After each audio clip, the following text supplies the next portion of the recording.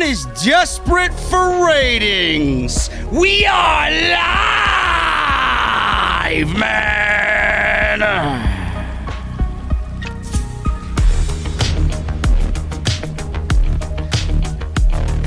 I feel like I'm going to make a lot of people look stupid tonight. While you're all celebrating a decent episode of Monday Night Raw, and that's really stretching it, I'll be here telling you why WWE gave you 2 pay-per-view main events on one show for absolutely one reason and one reason only. And that's not because they got funny and wanted to book a good show. It's not because they genuinely wanted to give you a good program. It's because they're getting their ass kicked by that t-shirt company that's going to be right in my backyard on Wednesday night with one of the best wrestling shows of the entire year. I feel like we have to go over this again for all the people in the back that just don't want to listen to me, but that's what we usually do here, folks. We drop the truth and nothing more, man. We're gonna go over that and all of Monday Night Raw right here. And there's no Bearcats included. Right here on Off the Script.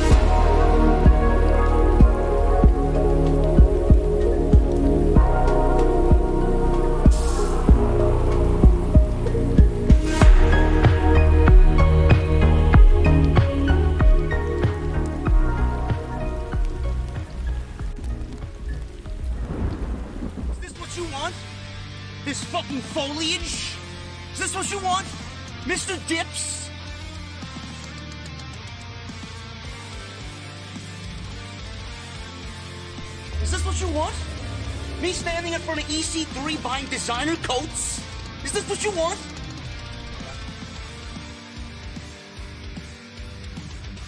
Me sitting in some hipster hotel in Williamsburg, Brooklyn, fluffing pillows? Is this what you want? I don't believe this. This graffiti art, it's the hotels, avocado toast. All I want is a fucking Guinness. An ice cold Guinness. What the hell does that mean?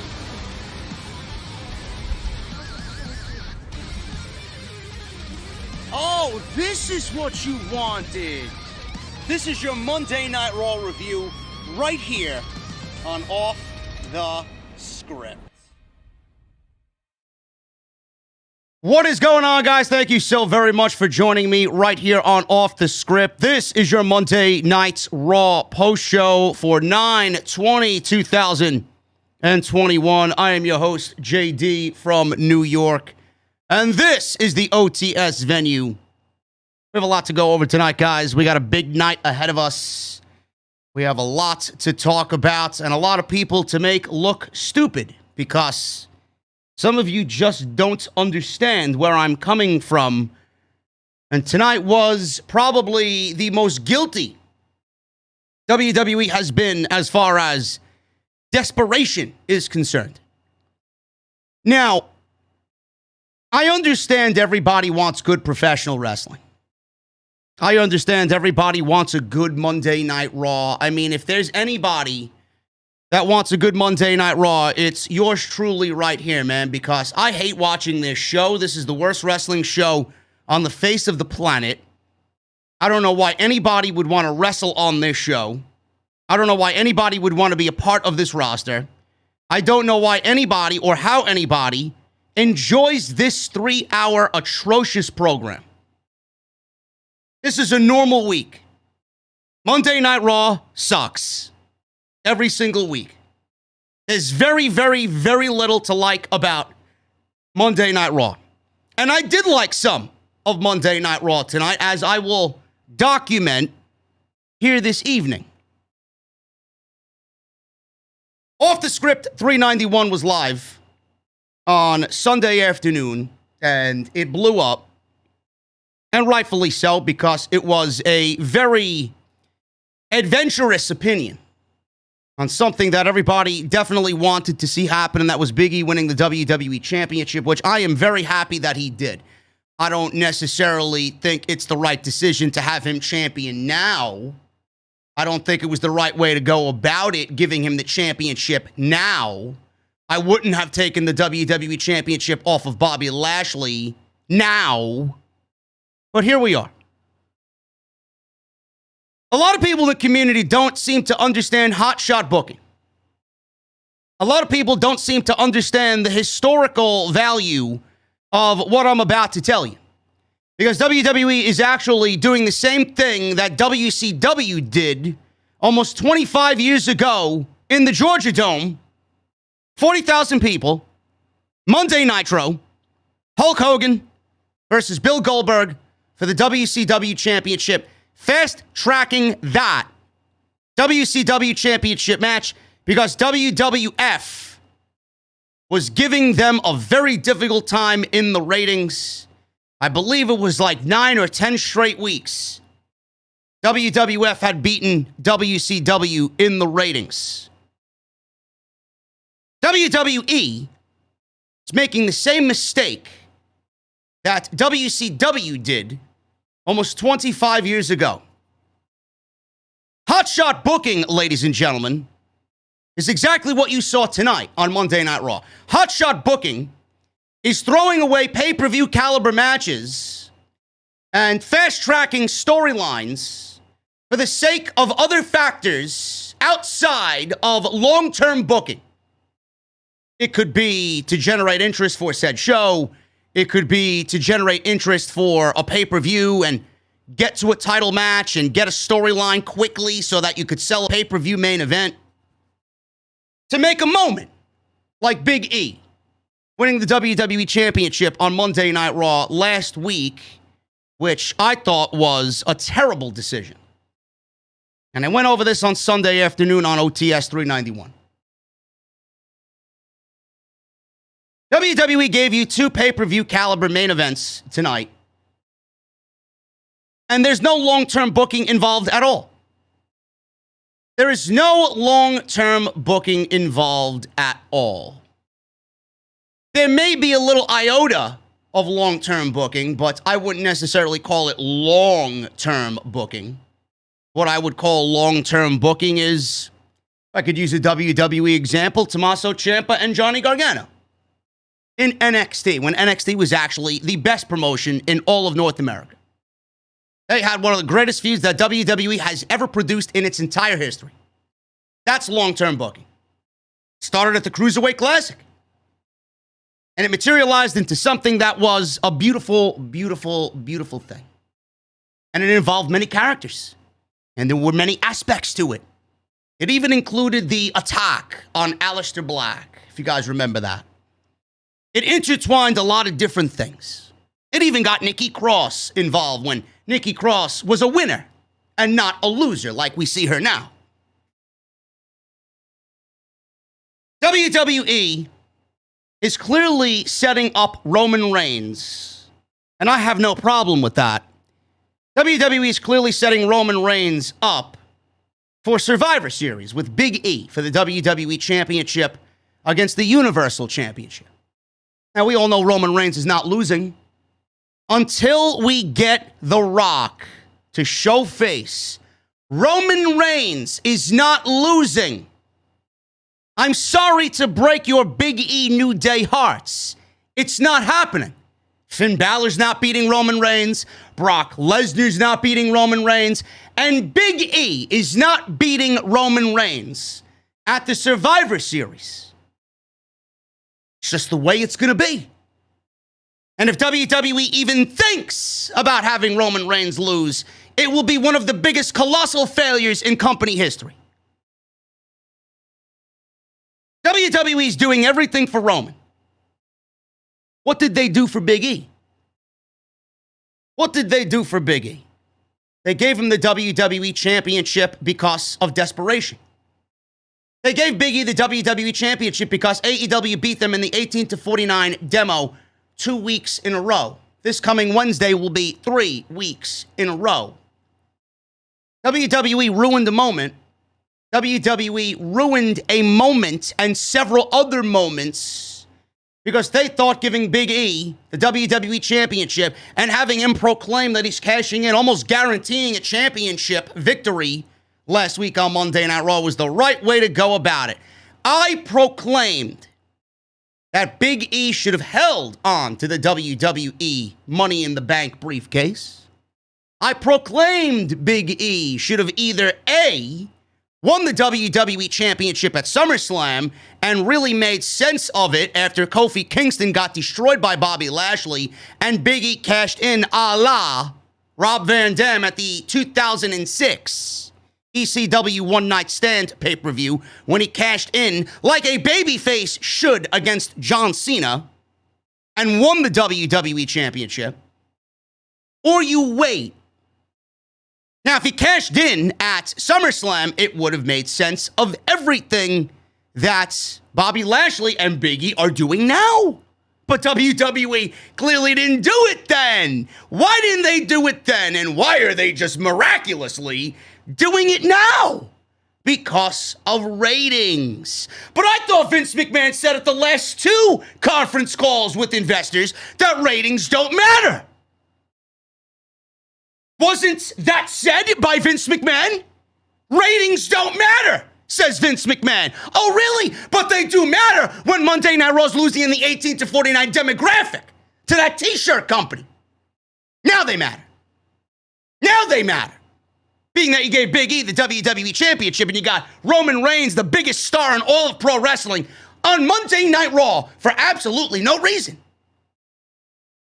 WWE could have made sense of the Big E, New Day, Bobby Lashley situation. I even said, look at what WWE's doing now. How stupid is it of them to break up the Hurt Business? Didn't you guys think how stupid it was for WWE to break up the Hurt Business with Bobby Lashley out there all by himself? And now we got the Bloodline on Monday Night Raw, and we got the New Day on Monday Night Raw. Don't you think it would have been a great sell for Monday Night Raw for Big E to be challenging Bobby Lashley as the New Day battle the Hurt Business? Or am I the only one who thinks long-term booking? I know I can't be the only one. So why is everybody so jaded about these one-off shows with these major matches, pay-per-view matches for free that don't mean shit?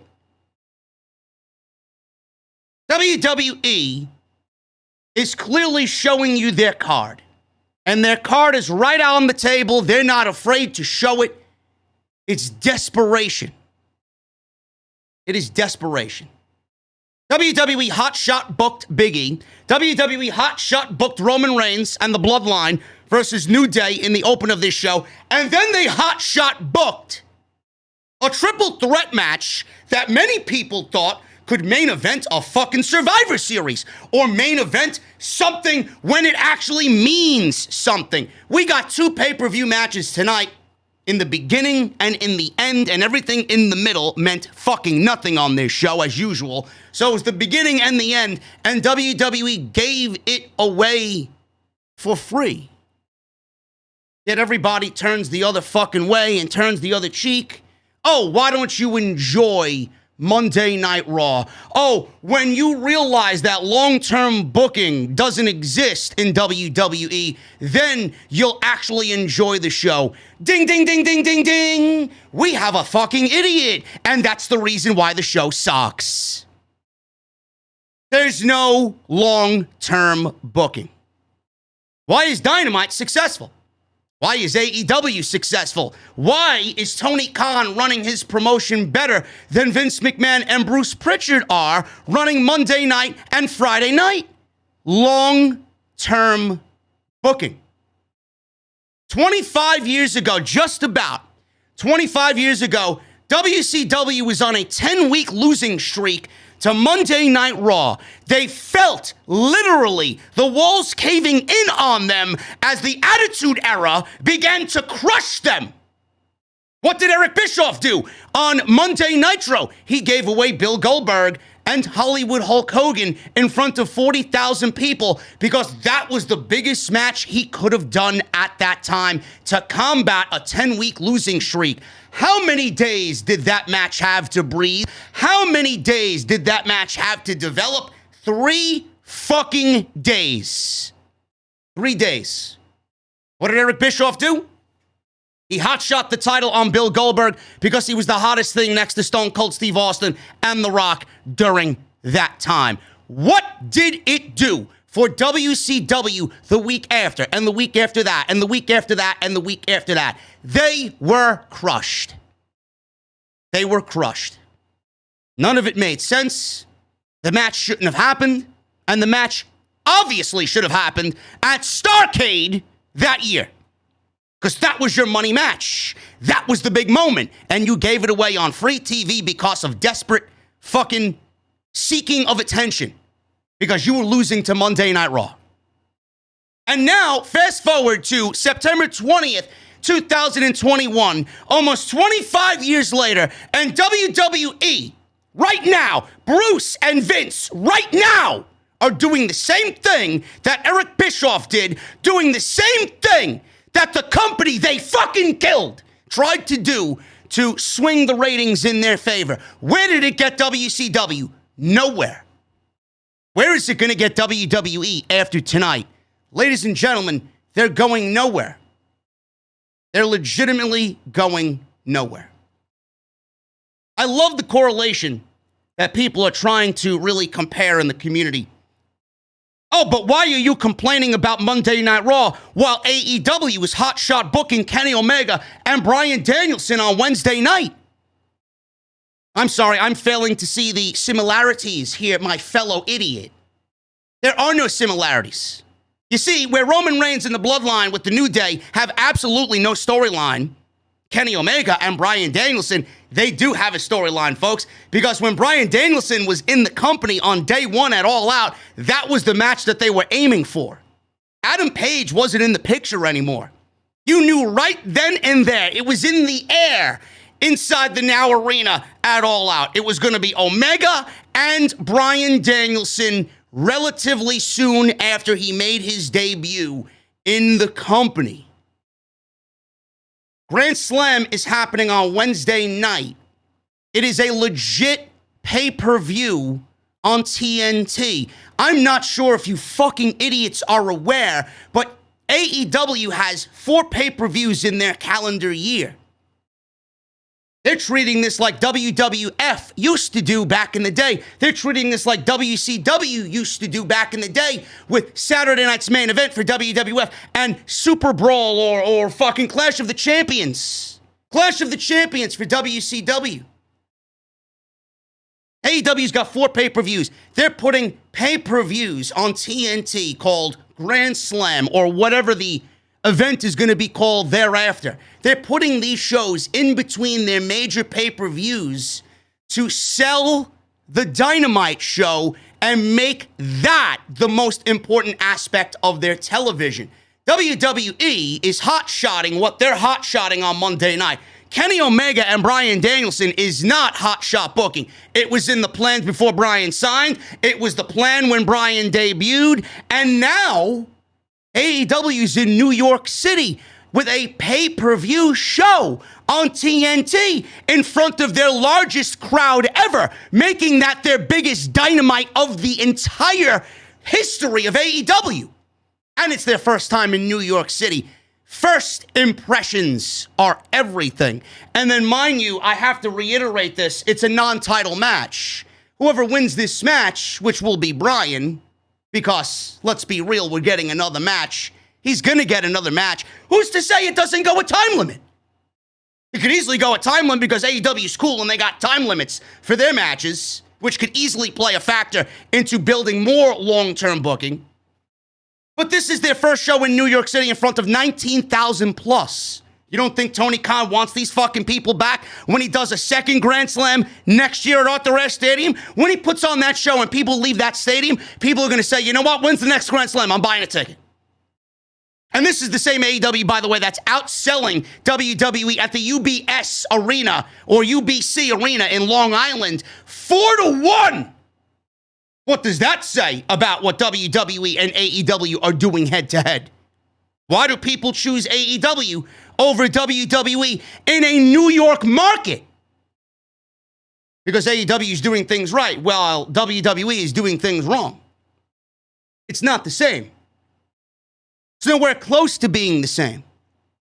WWE trotted Roman Reigns out on Monday Night Raw, and he's part of the SmackDown brand. Roman Reigns has nothing to do with Monday Night Raw, yet he pinned Bobby Lashley tonight, and Big E lost his first major match as WWE champion. He didn't take the pinfall loss, but he lost. Big E lost as WWE champion. If you guys are going to sit there and be okay with Big E losing his first major match as WWE champion, no matter if he didn't take the pinfall or not, or whatever, if he took the pinfall or not, he's still a loser. He still lost. That's not the way I'm building my new WWE champion. That's not the guy I'm putting the WWE championship on. I thought we were about to build Big E. But JD, he hit 2 big endings on Roman Reigns. It doesn't matter if he hit 16 big endings. He still lost. WWE made a match where nobody could lose. Nobody was beating Roman. Big E couldn't lose. And Bobby Lashley is getting a rematch at Big E at Extreme Rules. Yet Bobby Lashley took the pinfall. I ask again, what did this accomplish? It accomplished getting Roman over. It didn't do anything for Big E. It didn't do anything for Bobby Lashley. Yet people want hot shot booking. Your opinions are hot fucking garbage. Meanwhile, I sit here at the top of the fucking throne, always cutting you down. Because you need to learn a fucking lesson in knowledge. Everything that you watch, you could enjoy it, but that doesn't mean it's right. I'm here to tell you that, yeah, these 3 guys put on a great match. Yeah, Roman Reigns, Big E, and Bobby Lashley are great. But did it need to happen? Did WWE do the right thing? Did Big E need to take a loss? Did Bobby Lashley need to take a loss? No. Bobby Lashley is going to now go into a match with Big E, inevitably lose, and then they're about to book him in a match with Goldberg that he's inevitably going to lose. What happens to Bobby Lashley going into Survivor Series? You put the title on Big E, and there's no plan for Big E to look good as WWE champion, as documented tonight. So why did we take the WWE championship off of Bobby Lashley when there was more value in Bobby Lashley now holding the championship? Bobby Lashley versus Roman Reigns was your money match at WrestleMania. Bobby Lashley and Brock Lesnar was the long-term plan for WrestleMania, yet you squandered that. Bobby Lashley and Brock Lesnar for the WWE Championship with Big E cashing in at WrestleMania, doing the Seth Rollins and becoming the new king of Monday Night Raw. Legitimately, the right way should have been the plan. Yet long-term booking was thrown in the fucking trash because all you fucking idiots, all you goddamn fucking marks, wanted a goddamn hot shot main event, triple threat with these 3 guys. I'm sorry, what's going to happen next week when Roman Reigns is not on Monday Night Raw? You do realize that Roman Reigns went to Monday Night Raw and treated your 2 biggest stars like 2 fucking bums. That's how we're getting talent over? That's how we're getting talent over. I fail to see how this does anybody any good. I fail to see how this makes Big E look good. How does this make Lashley look good? I don't think anybody can refute anything I said here. So please continue to enjoy mediocrity. I will continue cutting down mediocrity. I don't want shit like this on the show. If you're going to do this, end the fucking brand split. WrestleVotes tweeted out today before Monday Night Raw this afternoon. WWE is going to be looking very closely at the ratings. Green Bay played on Monday Night Football tonight. That's strike number one. WWE is going up against Monday Night Football every single week for the next 18 fucking weeks. I don't give a shit what you think about WWE and their competition with Monday Night Football. Monday Night Football's been around since 1970. It's no longer an excuse for you to use. WWE also has Grand Slam to compete with on Wednesday night, where they will inevitably lose the 18-49 demo again. WrestleVotes said that WWE is going to be keeping a close eye on the ratings that don't matter and the demographic, and if they don't go in the WWE's favor, then more Roman Reigns and others will appear on Monday Night Raw. You know what I say to that? End the fucking brand split. End the brand split. Everybody thinks that the brand split ending is going to make things worse. That's in WWE's hands. We have no control over that. I don't give a fuck what they did with the last two drafts. I don't care. I don't care.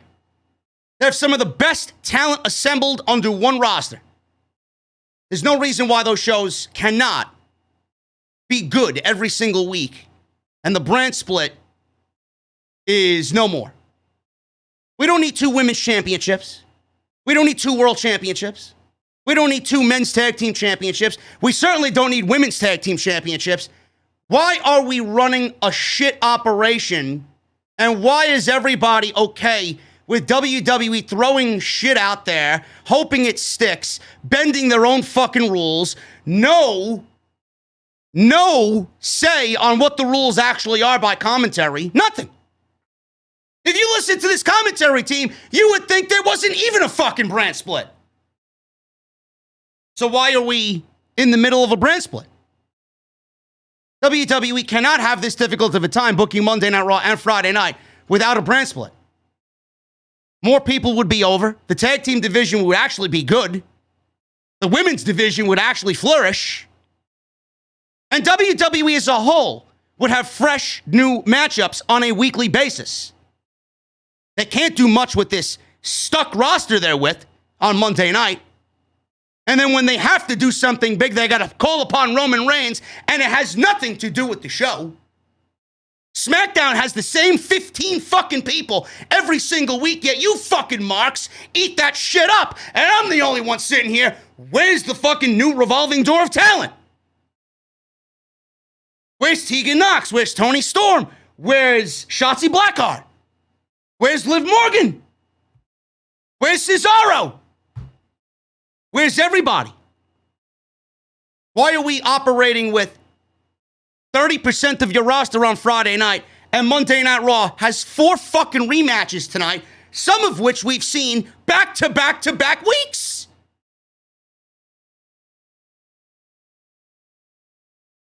I don't understand how anybody listens to me and says, yeah, this guy's angry for no reason. Why does he watch? He hates it. I don't know what's difficult about what I'm telling you. WWE hotshot booked Big E, hotshot booked Roman Reigns, and nobody has a fucking problem with it. You're just okay to get a fucking great match out of it. That means nothing. Nothing was accomplished tonight. Nothing. There were 3 guys in a match, and none of them could lose. That's your idea of booking? Then I got the idiots comparing this to Bryan Danielson and Kenny Omega. It's not the same. It's not the same. It's nowhere close to being the same. Ridiculous, man. Ridiculous. We just got a 100 bomb in the chat. George Isaac with a 100 bomb. JD, I don't know if you watched the show Heels, but the storylines are more interesting than Raw. Shaking my head. Brother, let me tell you something. George, thank you.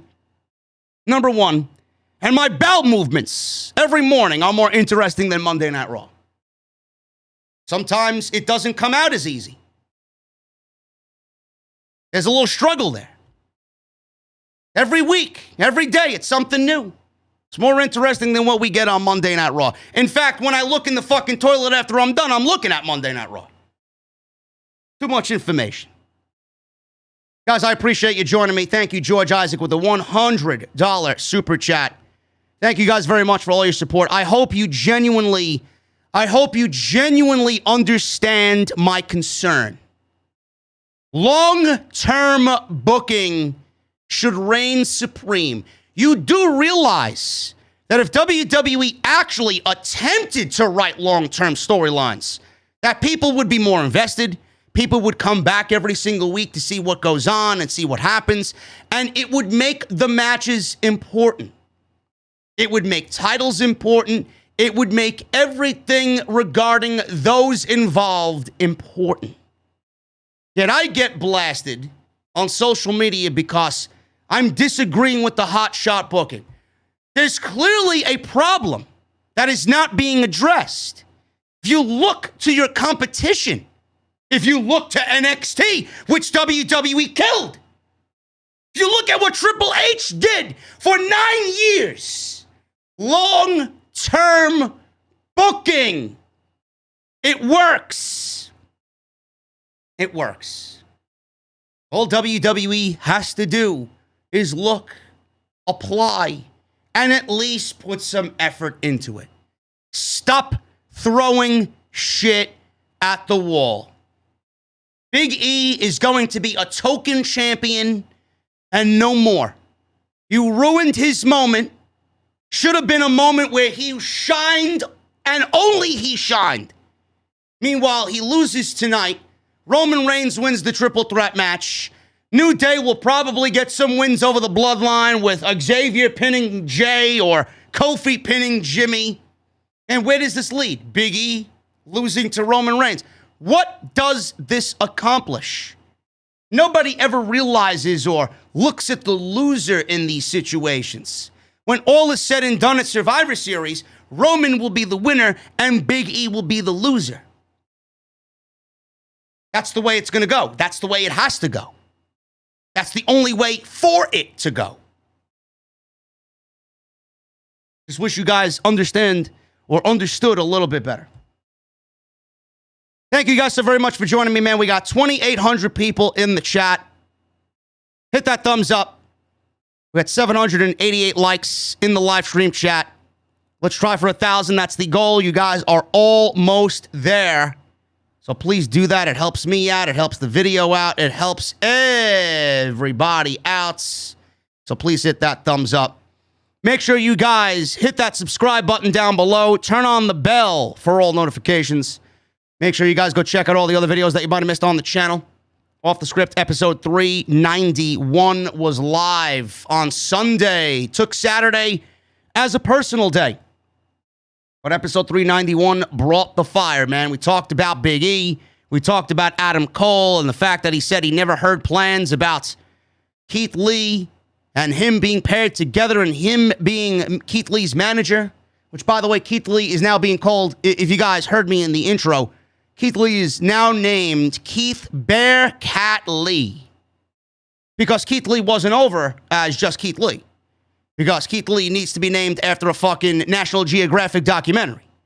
Because Keith Lee needs to look and dress the part now as a Bearcat. I don't know if he's going to assemble 4 others. Maybe he could assemble a group of 4 and call themselves Voltron. I don't know why we need to constantly change things that are not broken, Bruce. Keith Bearcat Lee. It's great. Now we know what Bruce Pritchard was doing on Sunday afternoon. He was watching fucking Animal Planet. Ridiculous. Absolutely fucking ridiculous. This guy was over as fuck. This guy was over as he could ever be. When he was in the Survivor Series with Roman Reigns, Roman stood there and shook his hand. I don't know why you couldn't build off of that. Now we got the Bearcat. Now we got the Bearcat, folks. Love it. Not really, but I want to see him get that one over. That's the story behind that, if you guys didn't understand that. We got some great stuff coming up, guys. We got some great stuff. Let's get some tunes on in here, man. We got some great stuff coming up. First of all, we got some emojis. I got the final prints of the emojis, man. These are only going to be exclusive for everybody that joins the channel as a member. If you guys want a sneak peek, they're actually on my Twitter page. I tweeted about it tonight. They will be unveiled, I think, tomorrow. All I got to do is get the files and upload them to YouTube. But these look fantastic, man. And my team over at Deviate Designs, they did the intro, they did the venue, they did the outro. They're now handling the emojis, and I got some other ideas brewing to just enhance the overall production value of this show. That's going to be coming at a later date. But that will be unveiled tomorrow when we're live for NXT 2.0. So make sure you guys subscribe to the channel, and if you want to join, you're going to get these exclusive emojis, and they're going to be only available to all channel members. All you got to do is hit the join button down below and become a part of the OTS VIP Lounge. That's very simple, so please do that. We have a meet and greet coming up on Wednesday, man. It was a little back and forth. I didn't know what to do. I didn't know if I wanted to do it. I don't know what bar I wanted it to take place in, but we got a place right here in Forest Hills, Queens, and we got a place that's going to be very easy to get to Arthur Ashe right after you're done. There's going to be an OTS VIP meetup in Forest Hills, Queens, at the Forest Hills Station House. And this is legitimately a 7-8 minute Uber ride. There's a train access to take you right to Arthur Ashe. It's an indoor and outdoor bar. It's one of my favorite gastropubs in all of the area. Excellent food, excellent people, and a damn good craft beer list. So if you guys want to meet me and hang out with me right before AEW Dynamite Grand Slam, I will be at the Forest Hills Station House, 2:30 p.m. Eastern. So make sure you bring your appetite. Make sure you get your cold beverages ready.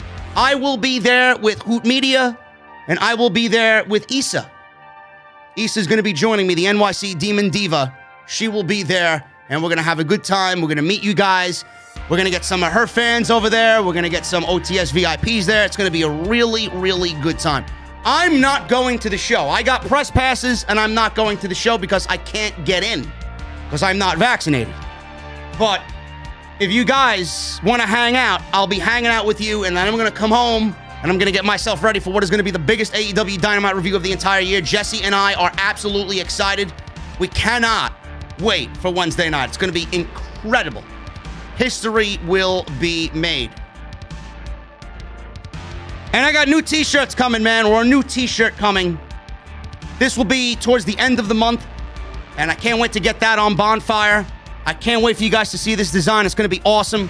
And if you guys want to keep an eye on that, please follow me on Twitter at JD from NY206. That's Twitter and Instagram, JD from NY206. If you guys want the usual t-shirts, bonfire.com. Just hit the link underneath the video player to take you right to the t-shirt of your choice, and it's very, very easy for you guys to do that. Super chats are open. Get them on in. We'll hang out at the end of the show. And today's show is sponsored by my great friends over at Magic Spoon, magicspoon.com. Make sure you guys hit them up, magicspoon.com/scripts. Make sure your mornings are thumbs up, not like Monday Night Raw, which tonight was thumbs down. I appreciate you guys very, very much. Let's get into the overall show. Monday Night Raw started off with Big E and the New Day. They opened up, and Big E was in the ring. He soaked up the moment. He got choked up a little bit because fans were chanting, "You deserve it." He said today is November 25th, but he is here to give thanks. He thanked everyone for chanting New Day rocks. He even forgave people who used to chant New Day sucks. He thanked the fans who lost their mind when he became WWE champion. He also mentioned his very, very good friend, and he looked up to the heavens, and fans were chanting Brody for Brody Lee. God rest his soul, man. I'm not sure if you guys heard the news, man. Owen Hart is now a part of AEW. Owen Hart is All Elite. And there was a shitstorm on social media. Don't know why. But Owen Hart and the Owen Hart Foundation are teaming up with AEW to memorialize Owen Hart. This is such a beautiful thing. I cannot even begin to tell you. And this is what makes AEW such a fantastic company. This is not me, talking to you because I'm on Tony Khan's payroll. I'm not an AEW paid shill. I mean, who doesn't like Owen Hart? I don't think there's anybody in this fucking chat that isn't a fan of Owen Hart. And if you're not, you got a fucking problem. Get the fuck out of here. But AEW memorializing Owen Hart is a great thing. Not only are we getting action figures, t-shirts, Owen Hart is going to be in the new AEW video game. Owen Hart is going to have his own tournament. The Owen Hart Memorial. I mean, if you're a pro wrestler, you're dying to get into this thing. Now, I'm curious about what the setup of this tournament's going to be because my middle name is Tournament. Is it going to be an 8-man tournament, a 16-man tournament, a 32-man tournament? Is it going to be a G1 style tournament that happens yearly? That's what I want to have happen. AEW, with that roster, needs their own G1. Could you imagine the matches that we get on weekly television? Can you imagine the importance Dynamite will have with this tournament happening if it's a G1 style, even if it's a 32-man tournament? Everybody crying, oh, WWE should sue AEW. How could Martha Hart do this? Who the fuck are you to tell Martha Hart what to do with Owen and Owen Hart's memory? It's amazing to me, man. It really is amazing to me. What business is it of yours to tell Martha Hart anything in regards to Owen? If she wants to do this for Owen and she thought this was the best way to memorialize and honor Owen, then that's what she's going to do. Why would she do it in WWE? WWE and Martha Hart are Splitsville. Martha Hart looks at Vince and WWE, and they are the people that killed her husband. Would WWE do anything anyway for Owen Hart like this if they had options to do so? Probably not. But everybody wants to shit on AEW. Everybody in that locker room is a fan of Owen Hart. Tony Khan is a fan of Owen Hart. Tony Khan loves professional wrestling. Owen Hart is professional wrestling. So I'm sorry to all the fucking geeks out there that even made the memory of Owen Hart into an AEW versus WWE thing. Go fuck yourself. This is a beautiful, beautiful thing. Don't know how I got into that by talking about Brody Lee, but God rest both of their souls. I love both of them. Big E then shifted talking about Roman Reigns and the Usos. He said Raw is their show, but Roman is on the show, and Roman beat Big E and Bobby Lashley tonight. So whose show really is it? Is it Big E's or is it Roman's? Fans chanted, New Day rocks. He will send the Bloodline packing. Kofi Kingston and Xavier Woods were dancing around. Roman Reigns had a 5-minute long entrance. He loves the sound of his theme. He gets into the ring and they square off. Roman Reigns is holding up the Universal Championship. Big E's holding up the WWE Championship. That was it. That was it. Now, the match got underway, and this was the first thing on the show. So we got the New Day versus the Bloodline, and this was the opening match. I tweeted out, I don't know why WWE is opening this show up with what was supposed to be the main event, but here we are. So what do they have planned in the main event? Obviously, we watched and we saw what was in the main event, but like I said in the opening monologue, it was all desperation for ratings. And I don't know how anybody could listen to me open the show tonight and disagree with anything that I said there. No, I'm not being cynical. No, I'm not being overly critical. No, I'm not being angry or I'm not criticizing because I'm hating the product. I want the product to be better. I don't want to sit here every Monday night and fucking complain.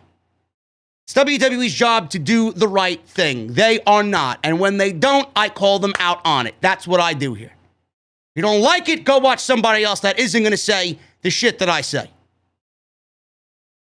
So we got this match. The match was fine up until the ending. So I'll pick it up after a commercial break, which there were plenty of. Kingston fought back. He was on the defensive. He knocked Jay down with a missile dropkick. Big E and Reigns tagged each other in.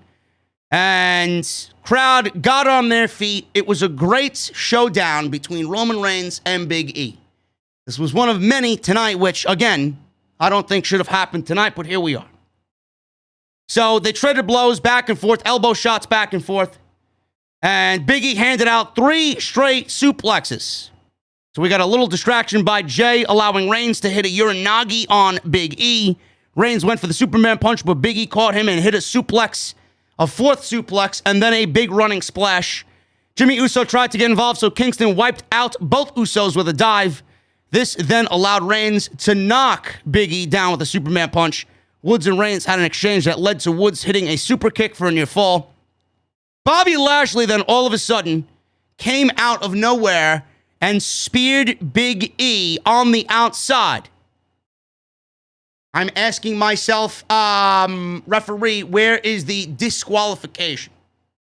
This was a tag team match, 6-man tag team match. There were clearly rules involved in this match, but there's no disqualification when Bobby Lashley absolutely came down to interfere in front of the referee, and the referee stood there like, what?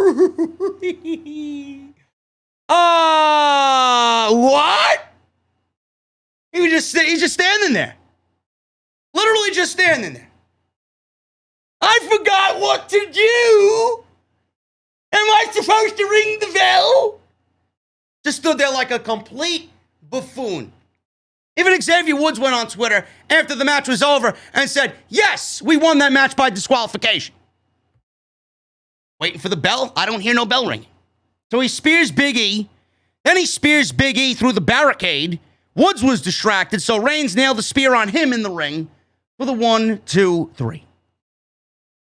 That was it. Hot crowd, fun match. What did it mean?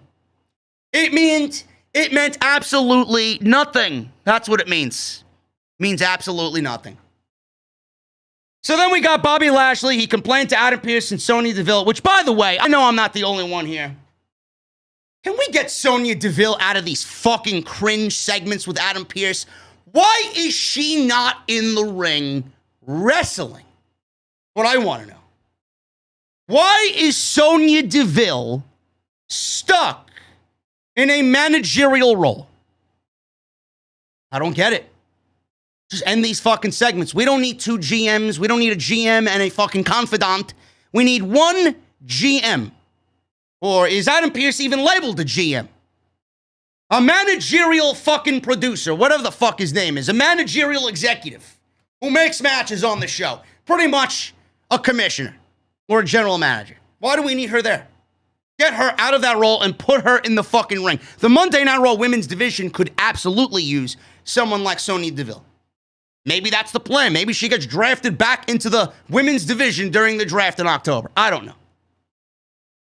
So Lashley barged into the office of Adam Pearce and Sonya Deville. Lashley complained about everything and said he could beat either one of them one-on-one, or he'd even take both out at the same time.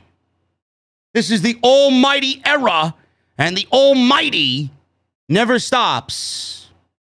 Then there was this weird stare down between Lashley, Deville, and Pearce where nobody said anything, and then we move on to the next segment. So I'm like, uh-oh. WWE really is going to give us a triple threat match between these 3 guys. We don't need that tonight. Please, for the love of God, we do not need that right now. Matt Riddle and Randy Orton backstage. By the way, they still have yet to defend those tag team championships against the winners of the tag team turmoil match. Could you imagine how useless that tag team turmoil match ended up being? MVP is now out indefinitely with a broken rib because of Randy Orton. I'm not sure if that is even legitimately the case because we all knew MVP was waiting for knee surgery. So I don't know if he was hurt on Monday last week, if this was a nagging injury or something that happened months ago and he's just now getting taken care of. I don't know. But the tag team turmoil match, the gauntlet match, is Bobby Lashley and MVPs. And now Bobby Lashley's all by himself. But if the WWE didn't break up the Hurt Business, then they could have used Free Bird Rule. And we could have gotten the Hurt Business versus RK Bro for the tag team championships. Now, WWE, even more so during that turmoil gauntlet match, wasted 3 hours of our collective lives. What are they going to do now? But this is television. This is captivating television to the geeks and the marks, the shills of WWE, right? Great. Matt Riddle and Randy Orton, they were listening to, or Orton was, listening to music on his headphones. Riddle told Orton he synced up their Spotify playlists because you never know what will happen after the draft. They may get drafted to different shows. Said he knows Orton is hurt inside because of what happened with Lashley last week. Said if Orton is the Viper and Styles is a pit bull and Omos is a lion, then he thinks he's a mongoose. Riddle talked about safaris. Orton asked if he was confusing real life with a movie again. Riddle insisted this was a true story. Orton told him to keep Omos busy at ringside by telling him about his family safari story. He then said he'll do his very best job breaking Styles' ribs. Then Riddle put on his headphones and started singing Randy Orton's theme song. Orton held his head down in shame. There you go. Matt Riddle, Randy Orton, still a fun act. Don't know where it's going. They legitimately have no top contenders for those tag team championships. I don't even think WWE knows what to do next and where to go next with Matt Riddle and Randy Orton. Eva Marie.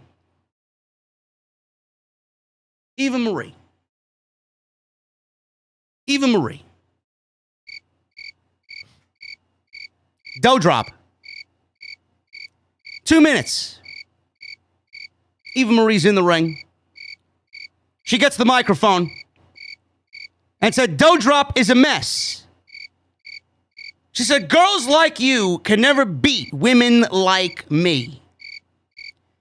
So WWE went right for the jugular after this poor girl got married 2 weeks ago and starts body shaming her on Monday Night Raw. Great job.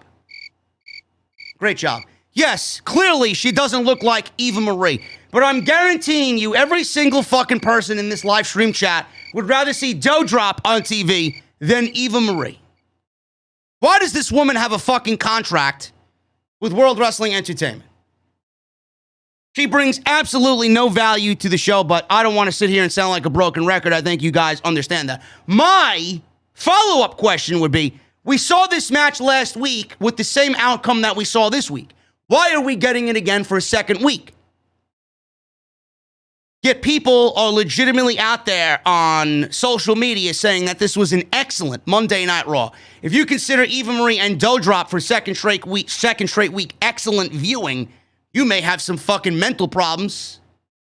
You may need to go get checked at your local medical facility. Excellent wear.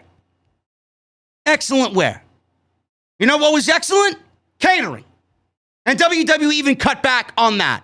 That's exactly where both of these women went right after this colossal disaster known as a wrestling match.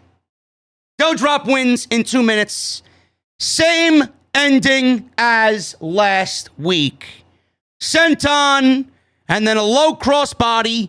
1, 2, 3. How many times can Doudrop beat Eva Marie? Says Bruce Pritchard. Hopefully this is the last. What happens to Eva Marie? I don't know. I'd be quick as fucking an eye blink to give this woman her termination papers. Seriously. Get her off TV. Adam Pearce and Sonya Deville were on separate phone calls, regarding Big E's demands. Paul Heyman walked in, complained about Lashley and Big E demanding things and trying to exert influence over them. He said he wasn't there to do that. Rather, he was going to deliver a message from the tribal chief. Pearce and Deville said, the match is going to happen, so go tell your man. Reigns, E, and Lashley. in the main event. Styles and Randy Orton. This was a rematch, by the way, folks. So we got Eva Marie and Doudrop, rematch number 1. AJ Styles and Randy Orton, rematch number 2.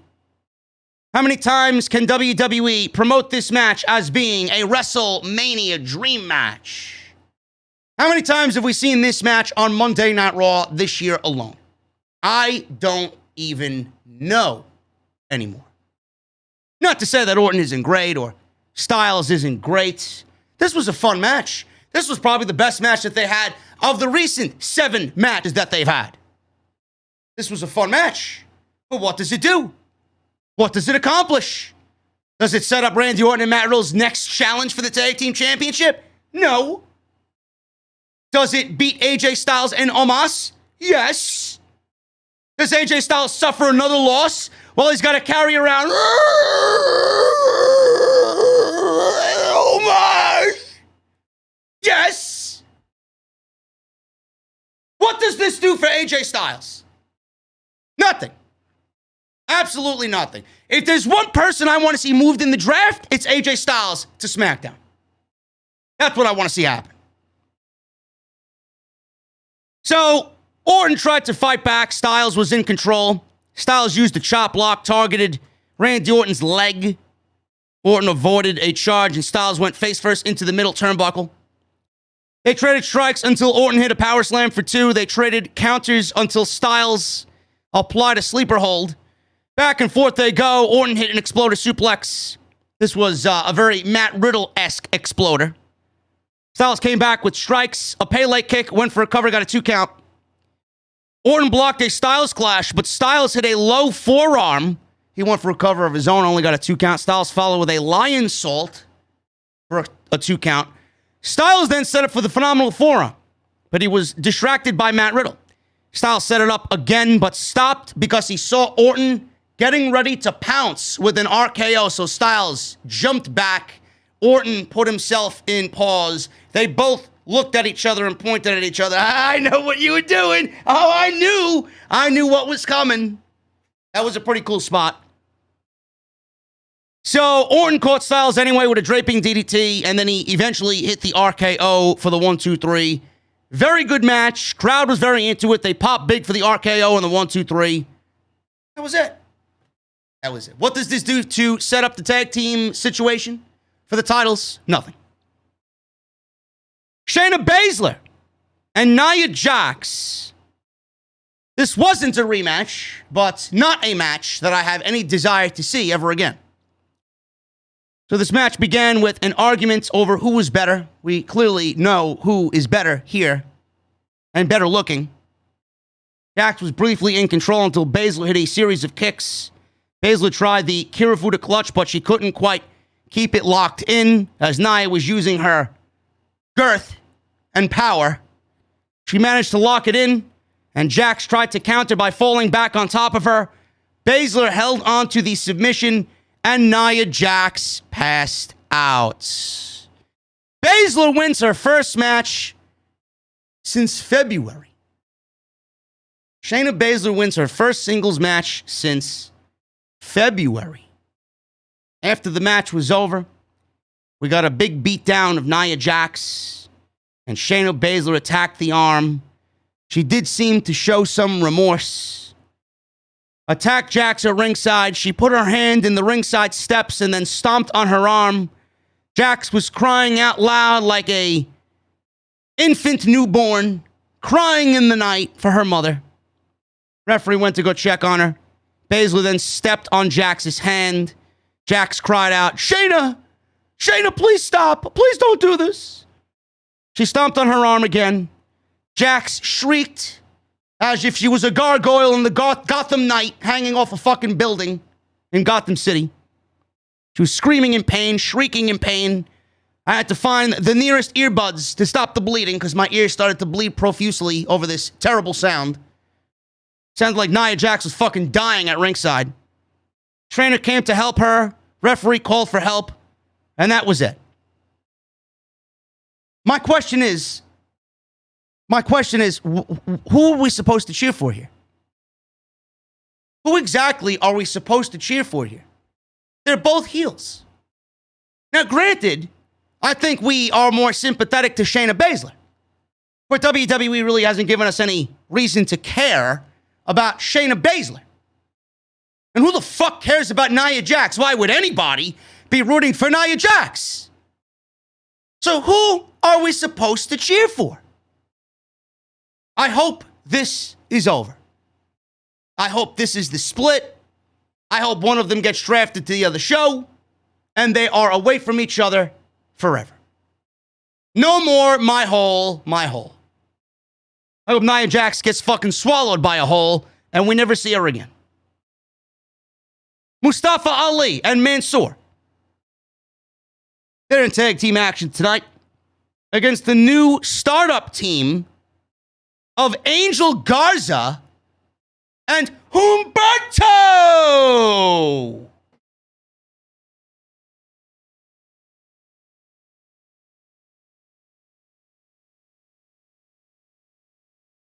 Carrillo. Humberto Carrillo. Now, this caught me by surprise.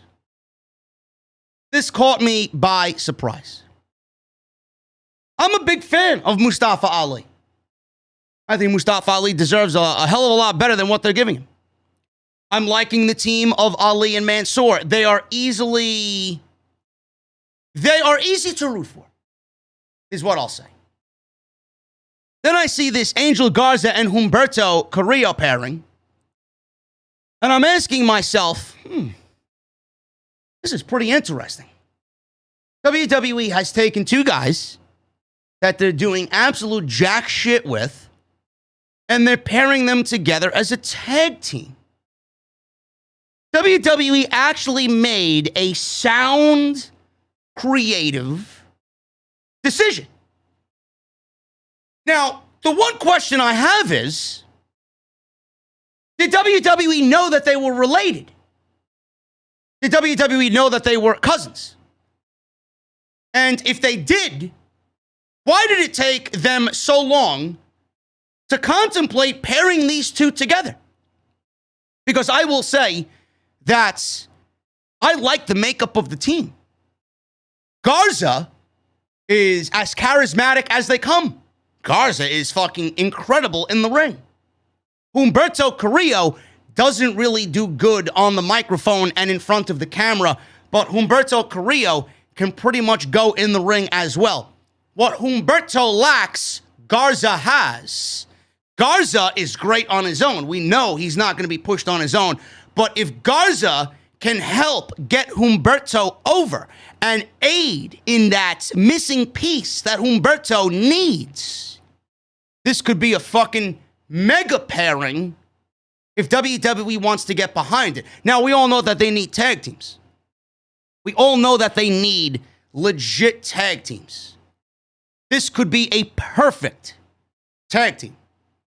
Let's get them dressing similar. Let's get them better theme music. What's with the generic Lothario theme music that they got? It sounds like I'm watching a fucking Spanish soap opera. Why the generic theme? I don't understand it.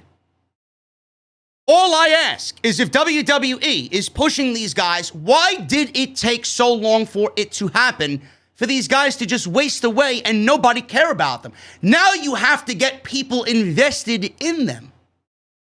That's the difficult part. Nobody barely knows who Angel Garza is. Nobody gives a fuck about Humberto. When was the last time this guy won a wrestling match? Besides tonight. But I like the pairing. I like the pairing of these two teams. This is a great tag team match. There's a lot of styles I like here. If WWE is serious about creating new stars and getting the use out of somebody like Angel Garza and Humberto Carrillo, then this is the best idea possible. Because they failed on Garza. They've done jack shit with Humberto. You might as well pair them together and get the use that you can out of them, because both of them complement each other on top of them being related. Garza and Carrillo win. Ali went flying into the steel post by Garza. There's one thing that Ali is going to do. He's going to sacrifice himself to help get you over. That's why we all love Ali so much. He went into the steel post, and it was like a fucking 10-car pileup on I-95. He hit that fucking thing like 50 miles an hour. Bounced off of it, sold the living shit out of it. Garza threw Ali into the ring post. Ali took the big bump back in the ring. Carrillo and Garza double-teamed Ali and scored the 1, 2, 3. Very smart to pair these two guys together. Very smart. Hopefully we see more of them in the coming weeks. A vignette aired on Karrion Kross. He told everybody the same old shit. My name is Karrion Kross. Fall and pray. Which means WWE basically has no fucking plans for Karrion Kross. Great job.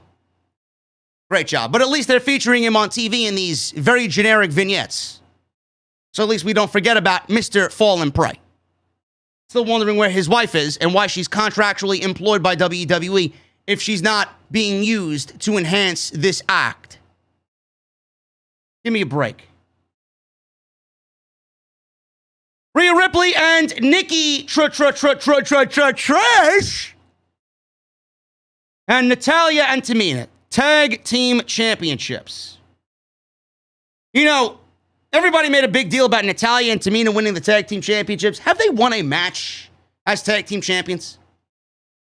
I'm still wondering why Shotzi Blackheart and Tegan Nox, who beat the Tag Team champions on several occasions, did not get their own Tag Team title opportunity yet.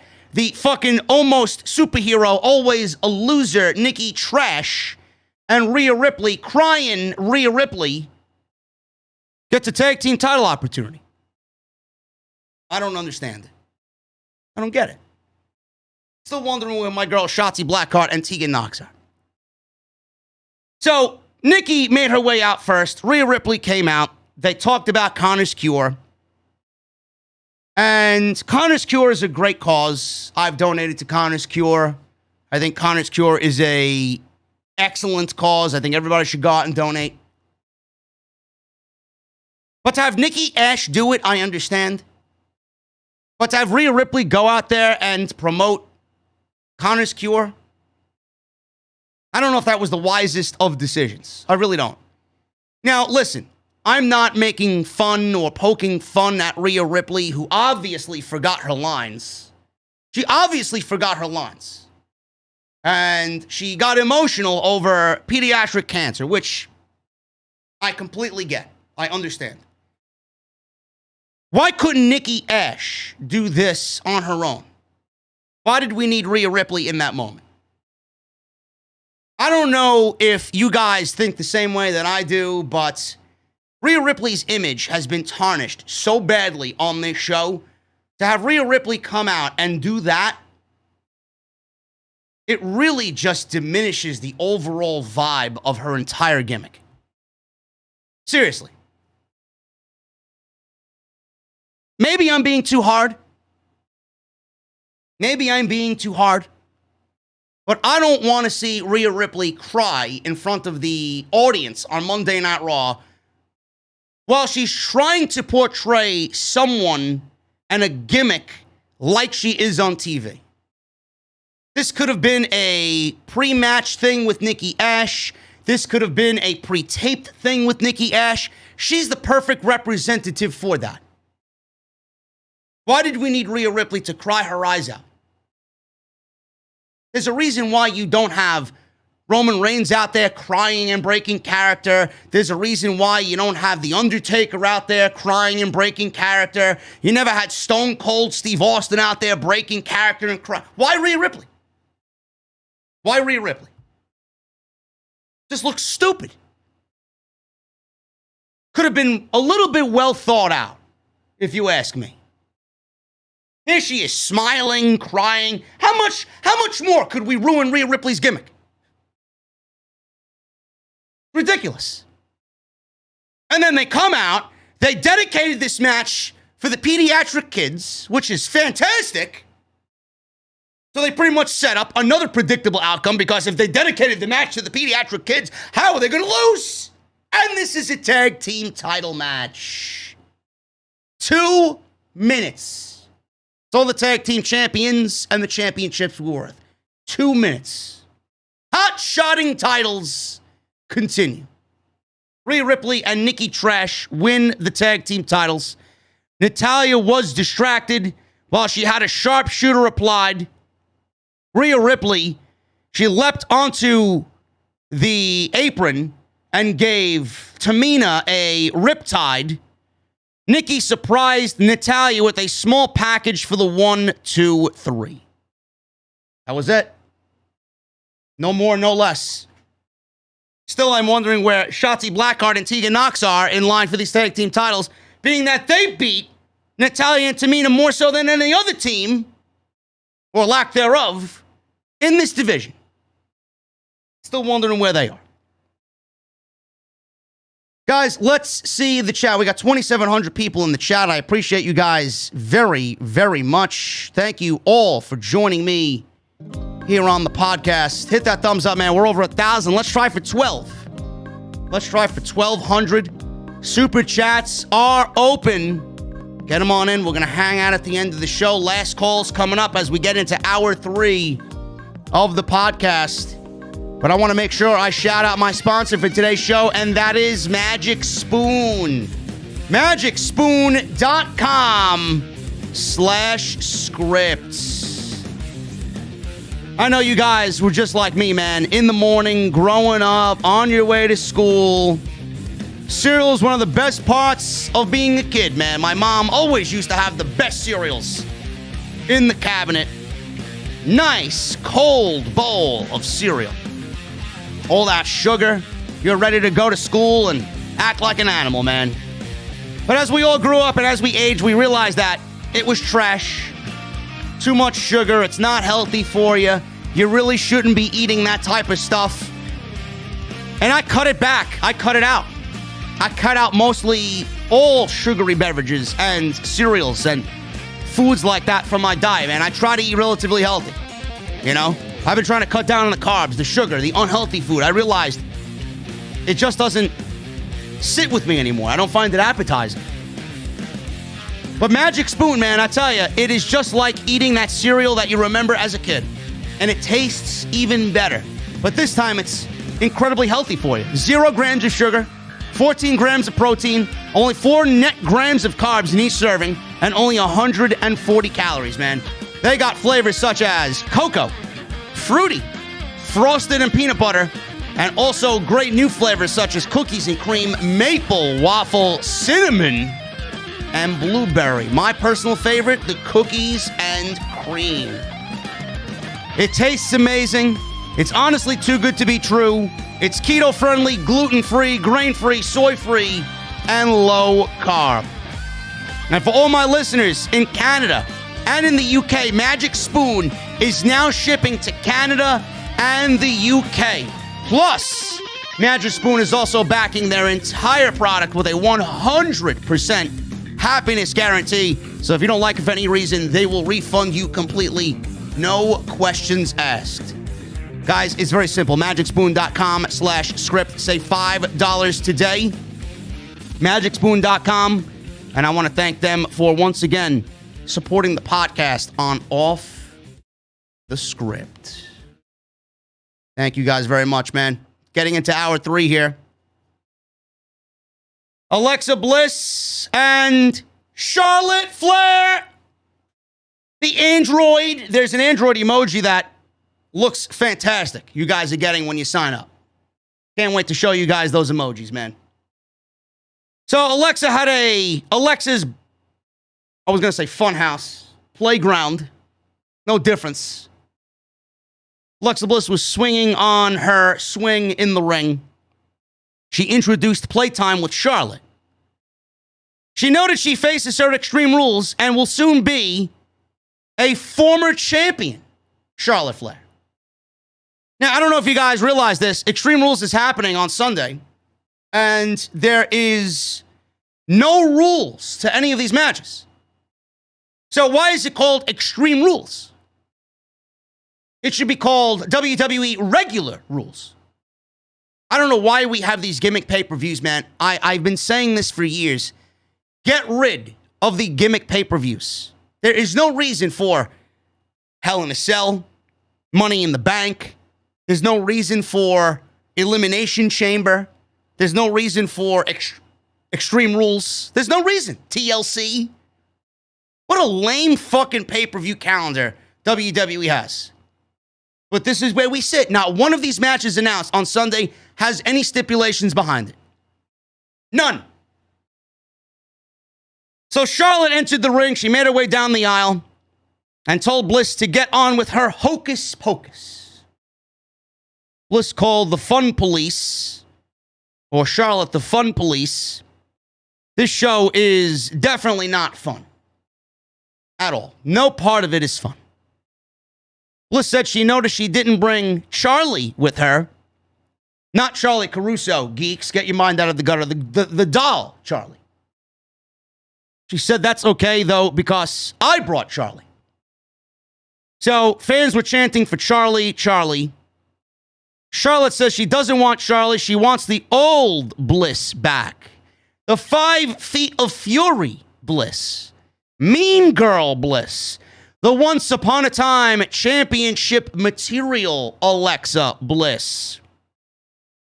She said she can fool the viewers, but she can't fool her. She said the playground is just a way to mask how delicate she is. She said she is broken. So is this show. She said her black lipstick is nasty and told her to wipe it off. She asked how it feels that her doll is more popular than her. She asked how she went from main eventing WrestleMania 35 to playing with dolls. She said she doesn't play dress up. She is the real deal. She's going to beat a grown-ass woman who dresses up like a little child. She said she's making it her job to beat the sense back into her. And on Sunday night, I'm doing it at Extreme Rules. Bliss then started to mock Charlotte for being the best and in her own league. She asks if she gets sick and tired of saying it over and over and over again. She said, well, she's won more titles than any other woman. That means she's lost it more than any other woman. Oh, my goodness. WWE's actually going to make me agree with Alexa Bliss? Oh, my goodness. She asked Charlotte, who is Charlotte Flair without a title? She told Charlotte that she can't answer that because even Charlotte doesn't know. She said she doesn't need to play mind games with Charlotte to expose her insecurities because they're stamped all along her forehead. She asks what she would do and how she would act and what she would say to the people if she didn't have a championship title. Fans then chanted, woo! And then Alexa Bliss said, that's not even hers. That's not even hers. Charlotte then rebutted and said, oh, listen, don't get me started and let's not talk about originality, please. Which she kind of insinuated to Alexa Bliss that her entire gimmick was shafted from Bray Wyatt. So they kind of threw that in there as well. And I was like, ooh, I'm kind of liking where this is going.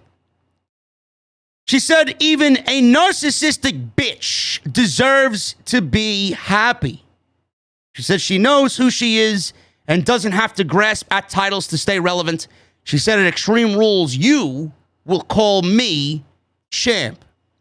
Charlotte started to laugh and mocked Bliss, asking who she is without a title. Charlotte said Bliss will never find out. She shoved her in the face.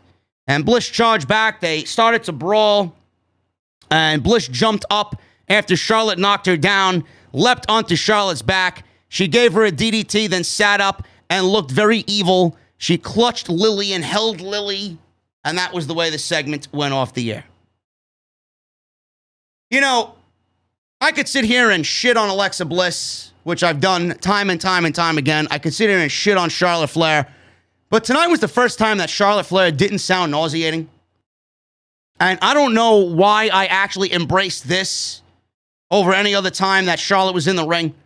I honestly think it was the back and forth between both of these women, and it played on some reality.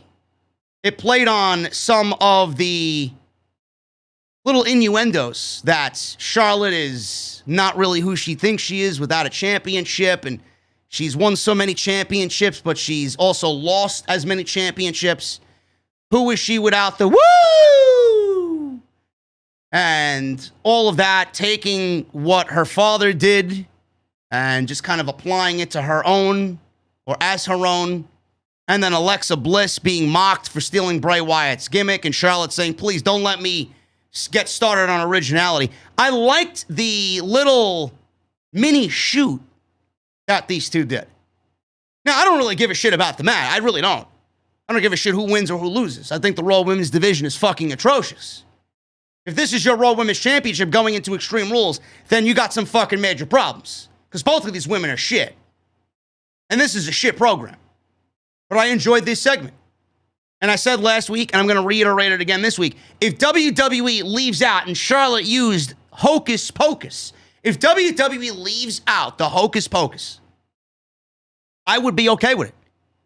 WWE leaves out all the fucking extra shit and the magic and the theatrics.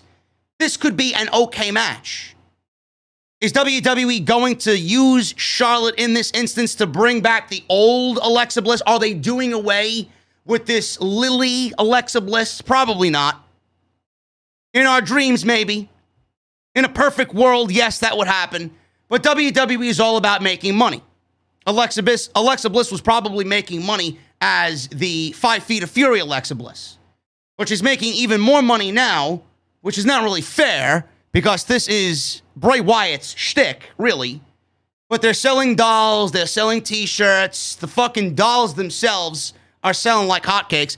WWE isn't taking this gimmick away from Alexa Bliss because it's making money. When it stops making money, then WWE will think maybe we should go a different direction. But if WWE leaves out the hocus pocus, then we may have a good match here at Extreme Rules. Honestly.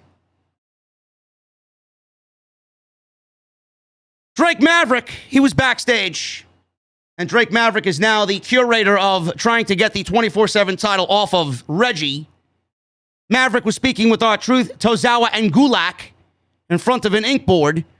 He showed their Operation 24/7 plan to drop a net on Reginald. Drew lured Reggie into a conversation with him. He began talking about pressure points, and Truth dropped the net on Drew Gulak by mistake. Reggie then all avoided them, and he was jumping on stacks of shit backstage. Tozawa tried to climb after him, but Reggie escaped, and Drew walked up to him and said, listen, I'm stuck in this net. Can somebody please get me out of this thing? Tozawa hugged him, said everything was going to be okay, and R-Truth said, dog, listen, I thought you were going to give me the word. And Drake Maverick fucked up the word, and R-Truth got confused. I don't know why this is still a thing. I mean, did you find this funny? I know I didn't. I don't know why this precious time on Monday Night Raw couldn't have been given to New Day, Bloodline, Orton, Styles, Hardy, Sheamus. Why? I don't understand it. Does anybody find this shit funny? I know I don't. Sheamus versus Jeff Hardy. This match went 9 minutes. Rematch, by the way. This was another rematch, by the way. Damian Priest was on commentary. And this was more of the same. I mean, if you've seen these two wrestle before, there's legitimately nothing new here. I don't know why we're building up Jeff Hardy to be a top contender for the United States Championship. This guy got squashed by Karrion Kross, and this guy was just recently chasing around the 24/7 championship. But now we're to believe that he may be in line for a future consideration at the United States title. I don't understand it. I didn't even understand the fucking outcome of this match. Sheamus is the one challenging Damian Priest. You would think he needs to win this match. But he didn't. Jeff Hardy wins in about 10 minutes. Hardy had a twist of fate, but Sheamus got his knees up, which looked like it fucking sucked for Hardy. And this was the end of the match. He managed to roll Sheamus up for a pinfall. Sheamus was bleeding from the nose. Always comes up bleeding in these matches, does Sheamus. So Hardy has now been added to the Priest-Sheamus match for the United States title. So then we got Damian Priest, Sheamus, and Jeff Hardy. I don't know why anybody looks at Jeff Hardy and thinks he is a top contender for the United States Championship. I find that very difficult to believe. I really do. WWE is just so fucking illogical in everything that they do. Then we got the main event, which I talked about in the beginning of the show. Roman Reigns, Big E, and Bobby Lashley for the WWE Championship. It's not a title match. No championships on the line. There were actually people online that said all titles should be on the line. No. And if that was the case, Roman Reigns would then be the WWE Champion and the Universal Champion. This was a triple threat match. Nothing more than desperation on WWE's behalf. Go back to the beginning and listen to the fucking absolute rant of rants. And there's no way anybody could disagree with anything that I said there. I'm not reiterating and repeating myself. You guys know this was desperation for ratings. You guys know this was all about WWE so sought on beating AEW Dynamite in the 18 to 49 demographic. Oh, but Monday Night Football? Monday Night Football? No, you are no longer allowed to use Monday Night Football as a fucking excuse. Monday Night Football is not an excuse anymore. It's not. WWE usually generates a 1-7, a 1-8 on Monday night on a normal week. They did a 1-6 last week. How bad is Monday Night Football for Monday Night Raw? Barely anything. Give me a break. This match was very good. Seeing who was involved, I'm not surprised why it was good. This match didn't need to happen. Just based off everything that this match entailed, Roman Reigns is never losing. I don't give a shit what you think of Roman Reigns or what you think of his title run. I don't give a shit what you think of Roman Reigns, period. Roman Reigns is not losing ever. When he loses, you'll know. Right now, there's nobody in line that is even worthy enough of saying the name Roman Reigns. So get it out of your skulls. Big E is not the guy. Big E ain't beating Roman. Finn Balor's not beating Roman. Brock Lesnar is not even beating Roman. Roman will dominate. Roman is your tribal chief. Get used to it. Bobby Lashley couldn't lose, shouldn't have lost. Big E can't lose. So this was a lose-lose-lose situation for everybody involved. Big E and Bobby Lashley will be the WWE Championship match at Extreme Rules. I don't really get why WWE needed to do this match tonight. I don't. But here we are. WWE wanted a big main event match. They gave a big main event match. What do I give a shit?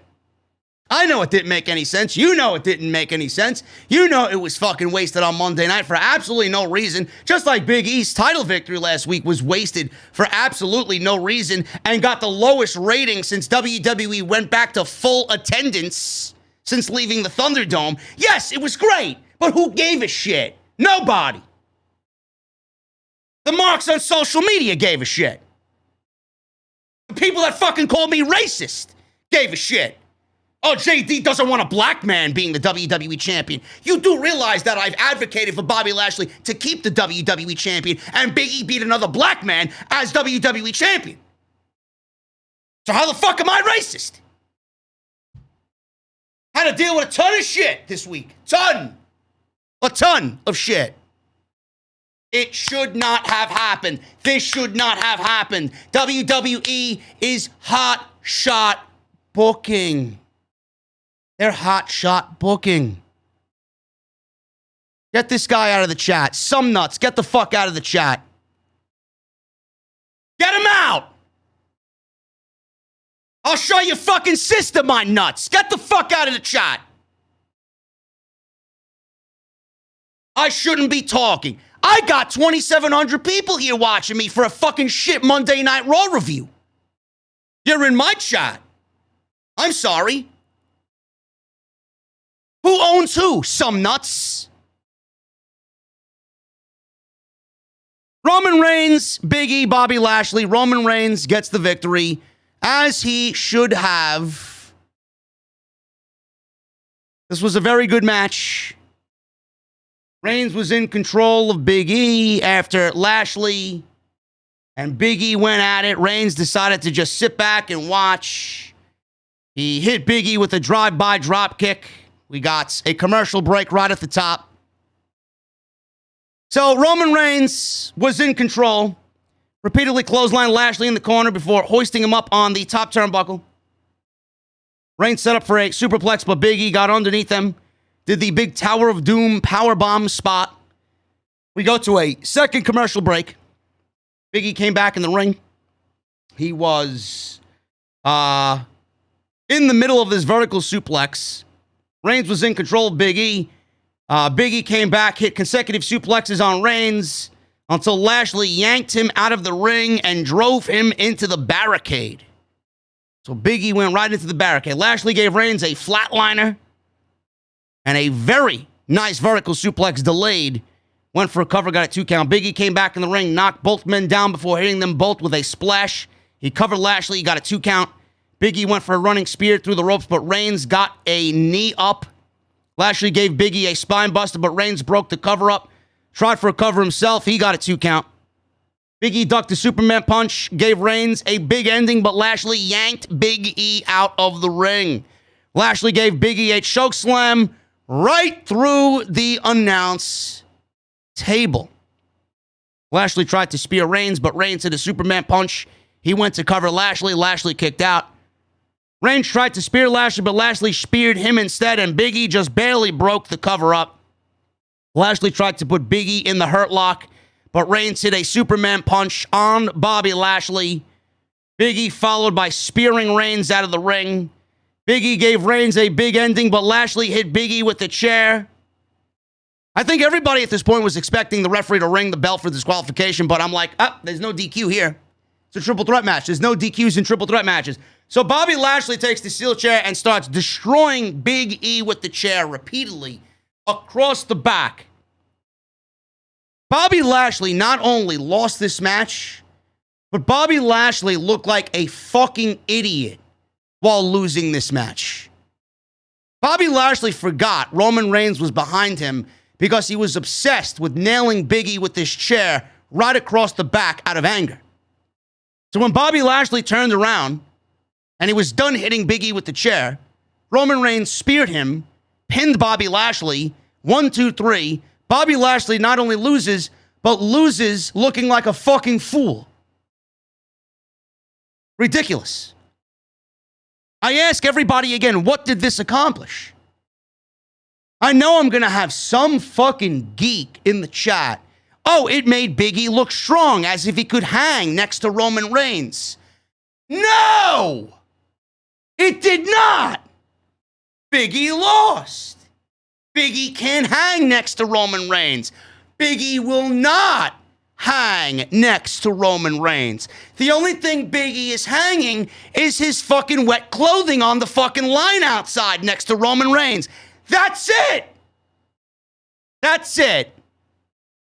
The only thing Big E's gonna leave hanging with Roman Reigns is a high five. That's it.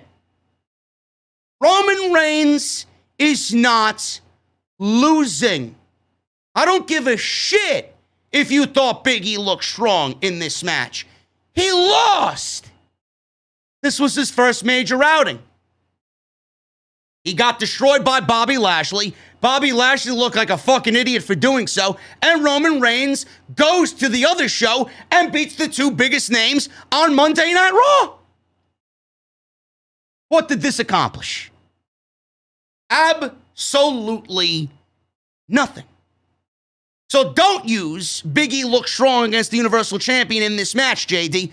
No, we didn't, because it will mean nothing come Survivor Series when Roman beats Big E and then worries about Dwayne. Big E will be an afterthought. So don't even bother. Don't even bother. That was your Monday Night Raw. Desperation, desperation, desperation. That's all it was. Appreciate you guys joining me on the podcast. We got some super chats to go over. If you guys want to get them on in, get them on in, man. It's last call. Bar's closing down. Better go get your drinks right now. Les calling the bar. Super chats are still open. Get them on in. Hit that thumbs up. Let's try for 1,200. We're almost there, man. Another 19 more likes, and we got 1,200. Follow me on social media at JD from NY206. It's Twitter and Instagram. Hit that subscribe button down below. Turn on the bell for notifications. And if you guys want to join the channel, become a VIP.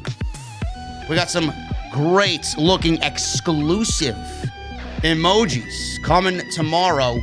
I will be live tomorrow for NXT 2.0. We're going to continue to shit on Vince McMahon and Bruce Pritchard's vision of NXT. And maybe we'll get an appearance by Von Wagner. Put the lotion in the basket, Von Wagner. Can't wait to see my boy Von Wagner tomorrow. Anyway. Also, go check out all the other videos that you might have missed on the channel. Everything you need is on the homepage. MagicSpoon.com. It's MagicSpoon.com/script. If you guys want to use the coupon code SCRIPT at checkout, that works as well. Let's get into the super chats, man. Let me get into my YouTube studio here first. We'll start off with this one. I know there were a couple before I actually went live. Unique Butterfly with a $10 super chat. I see that WWE wanted to try to up Ruby and Britt's verbal beatdowns, although it's kind of funny and told some truths. It wasn't as explosive and didn't hit the soul like Ruby and Britt did. Ruby and Britt. Yes, I could see WWE. Yeah, it's amazing. I could see WWE absolutely looking at Ruby Riott and Britt Baker on Rampage and using that as the foundation for Charlotte Flair and Alexa Bliss tonight. That's actually a good observation, Unique. I would not be surprised by that at all. And I'm sure that is the case very well. But Ruby and Britt are much better. And that segment was much better than Charlotte Flair and Alexa Bliss. Michelle Moran with a $5 super chat. I fear that out of desperation, Vince and Kennedy McMahon will either overexpose Roman or worse, have Brock beat him for the belt. Vince McMahon will counter Sammy's push with Dominic. No. Roman is beating Brock. There's no way Brock Lesnar is beating Roman Reigns.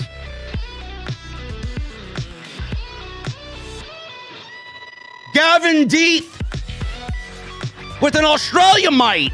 $10 super chat. How long until they wheel out the entire McMahon family on screen saying Raw and SmackDown going to have a shakeup of new era, some old shit like they did in December 2018?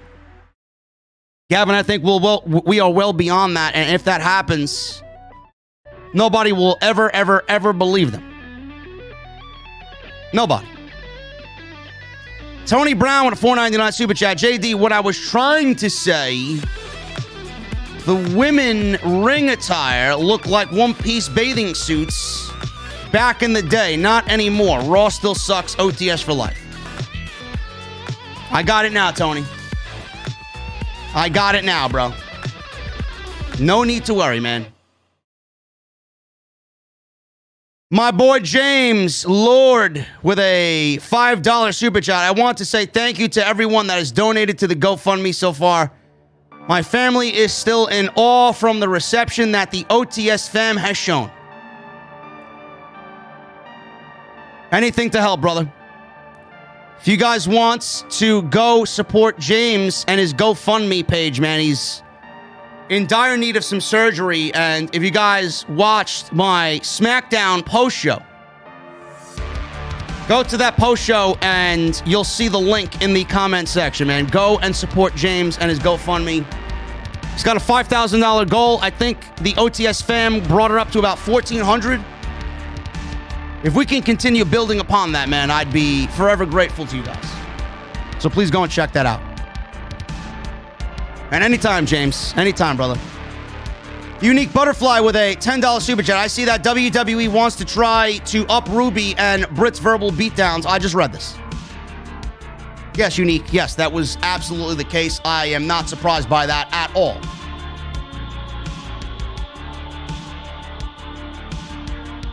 Royal Reacts with a $2 super chat. This was already recorded on Sunday. I seen it. do you mean this was already recorded on Sunday? The fuck you talking about?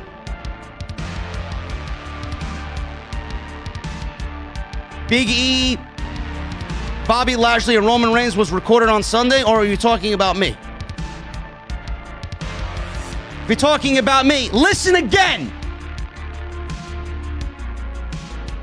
Understand again. Don't tell me what to fucking do.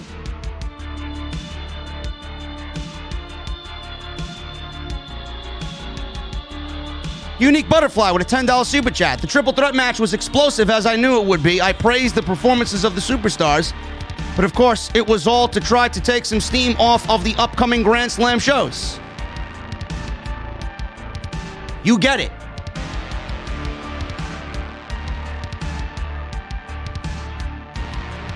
You get it, Unique. Metalhead for Life with a $4.99 super chat. Says keep it up with a super emoji con.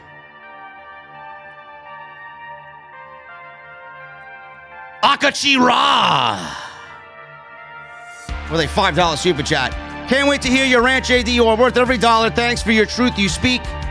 This last segment, I felt none of these men needed an L.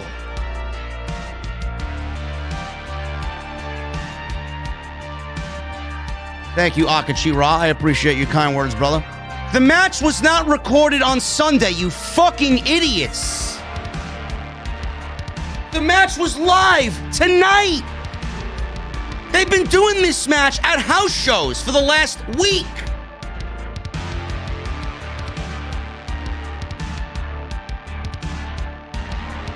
The fuck you talking about recorded? Raw was live tonight.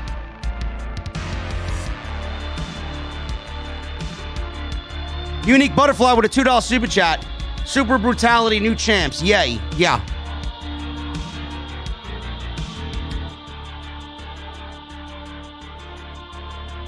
Also with a $5 super chat. Hearing Nia scream like a banshee gave me overselling vibes. To me, it was kind of cringe. Yes. Nia Jax is indeed cringe. She's awful at everything she does. I don't even know why she's employed.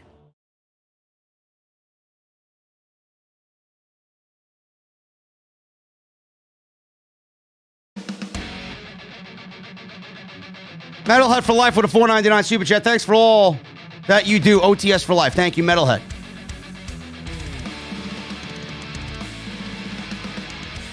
Theo with a $9.99 super chat. End the draft split so we can get creative.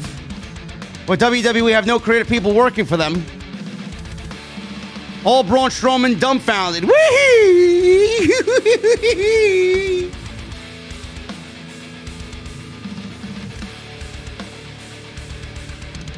You know, if Braun Strowman was still in WWE, I'd absolutely have a train emoji.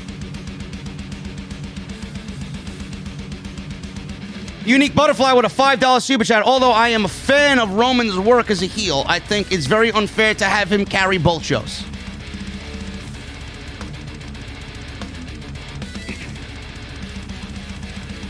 Sunny Impact with a $5 super chat. So who do you think will manage Andrade now that Ric Flair is banned? Nobody. Andrade said it himself on what was it, Dynamite? On Rampage. He said he's the boss. He's the kingpin. What I want to know is, and I mean this wholeheartedly, and I'm very serious about this. Did Mick Foley block Ric Flair and Tommy Dreamer after their ridiculous comments? Like he blocked me for the Alexa Bliss stuff. Genuinely curious. Because what Ric Flair and Tommy Dreamer did and said was far worse than what I said about Alexa Bliss. Metalhead for Life with a $2.99 super chat leaves me a thumbs up emoji. Thank you, bro. Theo with a $19.99 super chat. JD, we need you as new CEO of WWE so we can have better shows on Monday. Hope your weekend was great. Watched a great Ravens-Chiefs game last night. Bro, if I was CEO of WWE, you'd see drastic change in about 6 months. Also, Theo with a $4.99 and another $19.99 super chat. Thank you, brother. I hope we get better TV shows on Monday night because Raw absolutely sucks. Also, JD, people could be so cruel. I saw that Twitter message that guy sent you earlier. People don't understand what you do for a living. I can back you up on that, man. I got your back. Thank you, Theo. People are just brain dead, bro. You can't save someone from stupidity, bro. They're suffering from stupidity. It's a disease. It really is. CJ Voorhees, 93 with a $10 super chat. AJ vs. Orton has been done so many times that it seems like their go-to match. Also, put the lotion in the basket. Von Wagner. I absolutely lost it when I heard that one. Bro, he looks like fucking Buffalo Bill from Silence of the Lambs. He looks like a fucking James Bond villain. This is a WrestleMania main event guy, bro. Says Vince McMahon. You know who I'm looking forward to? Tony D'Angelo, bro. Me and my family were in the waste management business, and I went to amateur wrestling school over at the Buffalo, New York University. Whatever the fuck he said. I'm over here. I'm over here now. Deep dish. Fuck your deep dish. Go get me a nice thin slice, New York. Tony D'Angelo. My parents work in the waste management business, and my favorite show is The Sopranos. My favorite movie is Casino. Goodfellas. My favorite actor is Joe Pesci.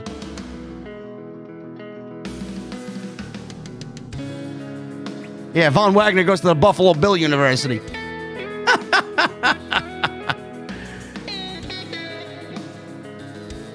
Pro Astropath with a $5 super chat. Adds Lesnar to the triple threat match, and you get the main event for WrestleMania: Reigns versus Lesnar versus Lashley versus Big E WWE Championship unification match. Could happen. I doubt it.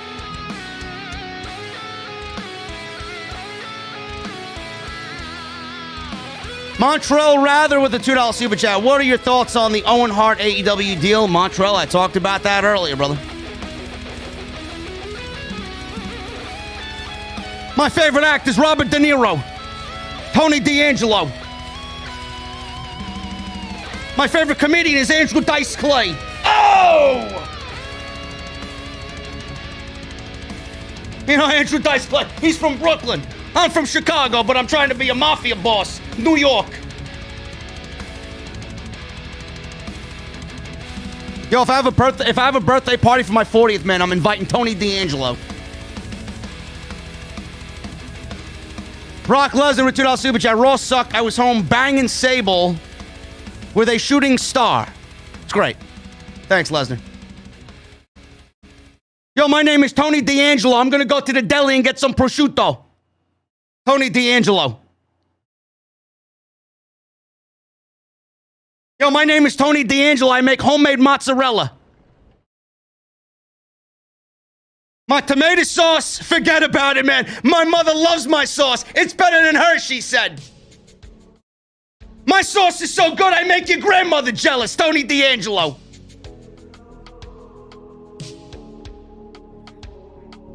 Nate W. with a $5 super chat. But JD, what about Bearcat? He's going to take WWE to new heights never seen before. Yeah. Sure he is. Sure he is. George Isaac with a $100 bomb earlier. Thank you so much, brother.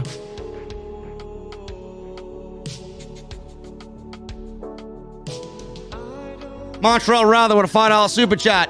Is Natalya and Tamina losing the titles after the Owen Hart and AEW thing or coincidence or not? I have no idea. I don't know why you would even... I don't even know why you would correlate one with the other, man. Natalya and Tamina haven't won a fucking match in like 6 months. Who gives a shit? They never even should have gotten the championships to begin with. Burn the fucking titles. They're worthless.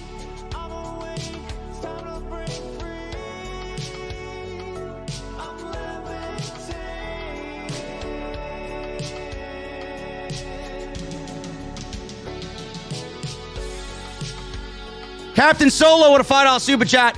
The Roman agenda is already killing Big E's title run. Only Roman is allowed to look good. Makes absolutely no sense. Mantra rather with a $2 super chat. Big E lost twice tonight if you think about it. I guess he did. D Bestardo with a $5 super chat. Two choices in life. Hold back or go all out. JD and AEW goes all out. Your energy is infectious and needed most when my dad passed. Thank you.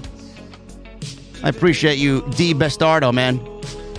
Thank you so much, bro. Anything to help, man. Anything to help my OTS family. Captain Solo with a $5 super chat. The only thing Vince McMahon long-term books these days are his bowel movements. Keep up the great work, broski. The only thing that's booked long-term now is Bruce stroking Vince McMahon's fucking eggplant. His grapefruits. That's it.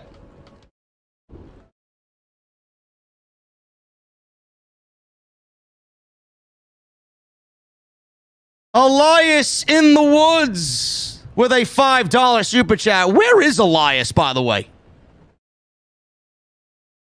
This guy is turning over a new leaf and shedding the Elias character. He's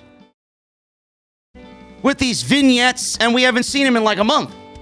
Did he die? Did he bury himself?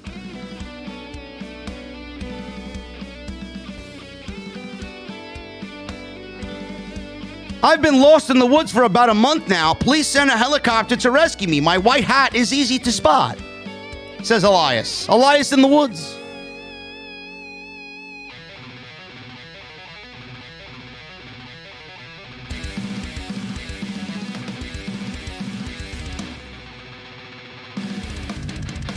Reggie Smith with a $4.99 super chat. By the way, where was Drew McIntyre tonight? I have no idea. Who cares?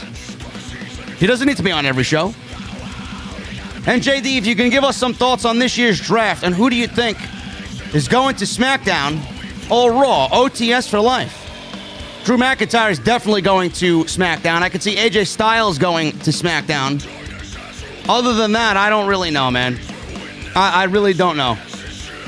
I would have to take, I may one of these days just take both rosters and kind of rearrange them myself.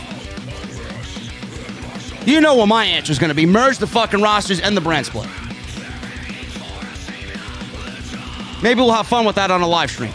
We'll do like a live drawing or a live draft ourselves, a mock draft on OTS. Let me know if you guys would be into that. Antonio Polato. $20 super chat in what I believe is rupees. Hey, JD, how are you doing with the Owen H tournament and big names like Adam Cole, Kevin Owens, Bray Wyatt becoming free agents sooner than expected? You think AEW will create a third hour for Dynamite earlier than they was planning? Bro, there will not ever be a third hour of Dynamite.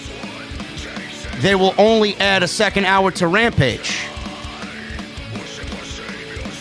We will never see 3 hours of Dynamite, ever.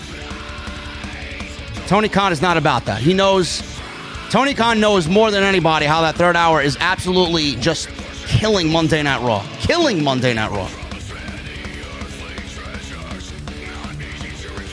But thank you for the 20, brother. Hollywood guy with a $5 super chat. Do you think there are ex-WWE writers working for AEW? In my personal opinion, I think yes. There may be, man. I don't really care as long as they continue to put on good shows. That's it.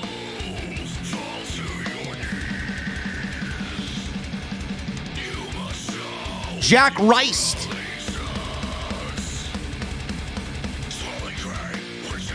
Jack Rice with a $5 super chat. Eva Marie socks cock. Cack. Yes, she does. Bradley Robinette, $1.99. Just asking, but are you a Christian? Raw sucked. I'm Catholic. Don't know what this means to anybody or why that information is needed, but there you go. Montreal Rather with a $5 super chat. I'm surprised the plane ride from hell reference didn't come up during the Alexa and Charlotte segment. Well, WWE took Ric Flair out of the open and took out his woo. from the open of Monday Night Raw and removed all liking of him from SmackDown. So, there's that. And then Tommy Dreamer got booted off Busted Open Radio. Next time, don't say stupid shit. I love how Tommy Dreamer said stupid shit, apologized, and still got canceled anyway, and then suspended by Impact and booted off Busted Open. Why did he apologize? He apologized in hopes people would forgive him. And then he got punished anyway. It is what it is. Bend your knee to cancel culture. Nolan J with a $4.99 super chat. And I do not condone what Tommy Dreamer and Ric Flair did, by the way. I watched it last night. It was a terrible story. Nolan J with a $4.99 super chat. What's up, JD? Were you able to catch the season finale of Lego Masters? Best builds all season, in my opinion. Keep up the good work, man. I still got to watch a couple of episodes, man. I got that and The Walking Dead to catch up on, and I got the last 2 episodes.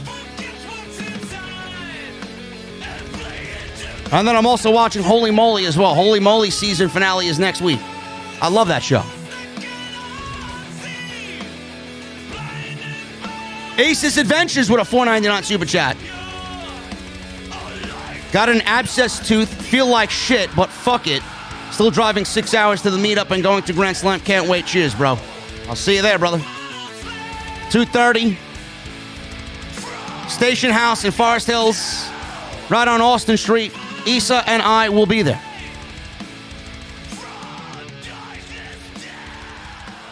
And good luck with that tooth, man. I'm a fucking fairy over here. I couldn't even stand a cleaning.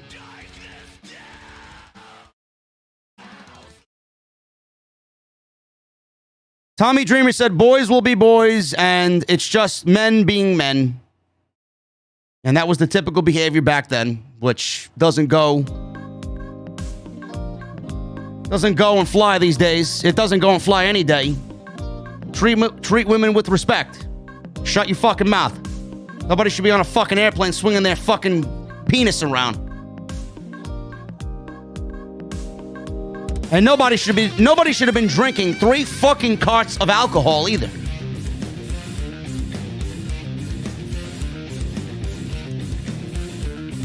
Andy Windbreaker with a 100 in I don't know what this is. I agree that WWE needs to end the brand split, but I feel even then they'd be booking rematches in successive weeks after just a couple of months. Yeah, because they're lazy and effortless. That's why. Thank you, brother. Ernie Vasquez with a $1.99 super chat. Put the lotion in the basket, Von Wagner. Love it, JD. I may actually have to pull. You know what? Fuck it. I'm pulling a sound clip from the Silence of the Lambs tomorrow for Von Wagner.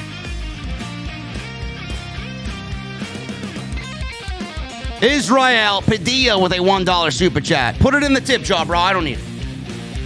The bartenders are working hard in the venue. Micah with a $1.99 super chat. Should AEW do a cruiserweight division? No. Varkas with a $4.99 super chat. Muhammad Abu, who would be proud right now of Roman. Anyone remember? Yes, the OGs remember. Muhammad Abu, the god of fire and wind. Or what the fuck he's talking about? The wind and the sun. Earth and fire. Andy, 100 in Indian rupees. Thank you, brother. I wish YouTube would let me know what it is in the super chat. They don't let me know.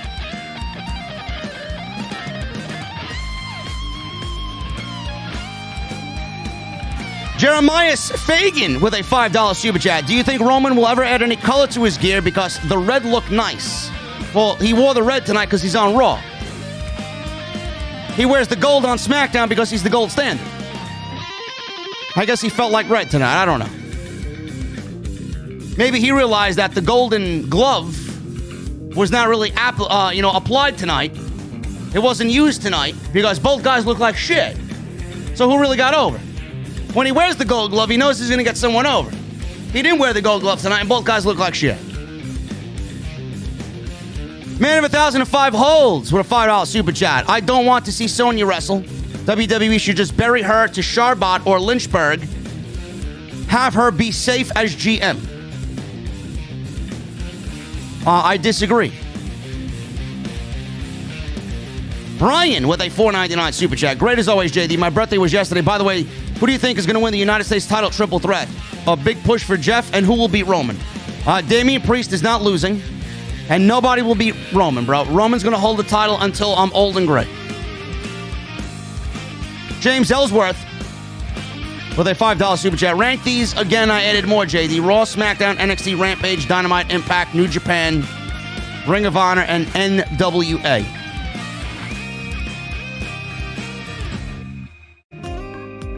Dynamite. That's it. Dynamite, SmackDown,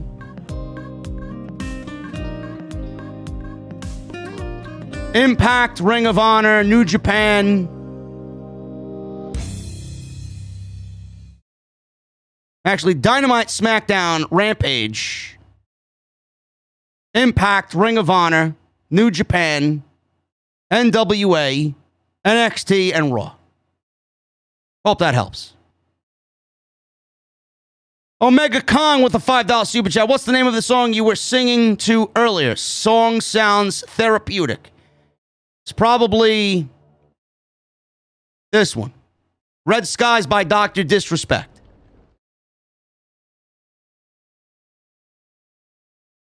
Brock Lesnar with a $2 super chat. I would let Owen Hart teabag me if he was alive. Good to know, Brock Lesnar. Thank you for that information. James Lord with a $5 super chat. OMFG Osukwe with another bomb.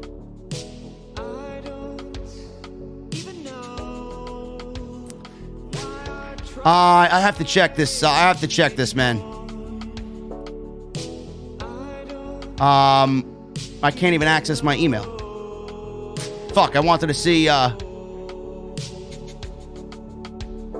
there we go. I wanted to see the GoFundMe here, man. I think I sent it to me, yeah. What did he do now? Bro, Osukwe donated another big bomb, man. We're up to 2,375. Holy shit, man.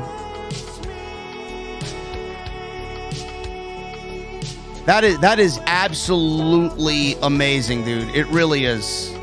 That is fucking crazy. That is absolutely... I'm legitimately speechless, man. Listen, guys. We're almost at $2,400 for James' GoFundMe page, man. He needs some serious help. I just pinned it at the top of the chat. If anybody here wants to give anything, man, we got 2,000 people in this chat. If every one of you donate $1, James will meet his goal. Seriously. Help out. Help out. And thank you to Osukwe, man. The man's a fucking saint. He honestly is an angel in disguise, brother. Jericho8131 with a $10 super chat. I gave it 3 months before Bearcat Keith Lee is on Raw running victory laps in the ring with a sea of Bearcat mascots to compete with the merciless gutting of his career. Limitless? What a joke. Bro, I'm waiting for him to come out dressed as Tony the fucking Tiger, man. This guy's gonna be in a box of fucking... They're great! It's Keith Lee. It's his new gimmick. It's gonna be fucking shilling cereal for the next 6 months. Then he's gonna get terminated. Go on Talk as Jericho. Talk about how WWE creative fucked him up. And then join AEW and win the Owen Hart Memorial Tournament. Reggie Smith with a $1.99 super chat.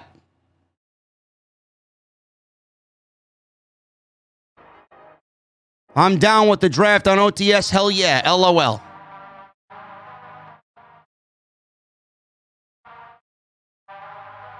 Brock Lesnar with a $2 super chat. I gave Kurt Hennig the business on that plane. Yeah, and he almost fucking killed everybody on the plane, too. Golden Boy GB with a $5 super chat. Hey, JD, great job. Who else do you think might join AEW in regards to women's wrestlers? Who would you like to see sign OTS Rocks and JD Rocks? I don't really know right now, man. They got so many women on there. It's more about now building women up. Tessa is not an option. Matthew with a $4.99 super chat. I'm attending Dynamite in Rochester. Do you think Wyndham will be named the new leader on that night in tribute to Brody? You're awesome, man. Keep it up. It could happen, Matthew. I don't know what's going on with his 90 day. That does not fall in line with his 90 day unless he asked for an out and we don't know. That would be great. Great for Wyndham, great for Brody, great for the Dark Order. Enjoy the show, man. It's going to be a great show. Golden Boy with another $5 super chat. Didn't WWE start a storyline between Sonya and Naomi for Sonya to get back in the ring, JD? I think so. I think that's where it's leading, but we need her away from the management executive role. I just got a text saying Jesse donated. Jesse just donated and Edgar Estrada just donated to James.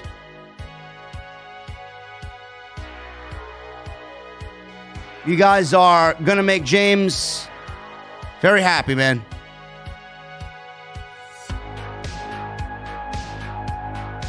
It's good to see, man. We're almost at $2,400 out of $5,000.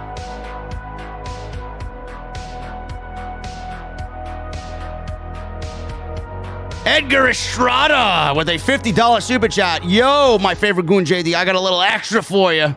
There may be an extra tomorrow, brother. Bro, OTS 391 was fucking great. Keep dropping those truth bombs on these geeks. Shout out to James. Hope all is well. Prayers for you. Can't wait for Wednesday. See you tomorrow night. Cheers. Thank you, Edgar. I will be live tomorrow night for NXT 2.0. Thank you so much, Edgar. And CJBYM.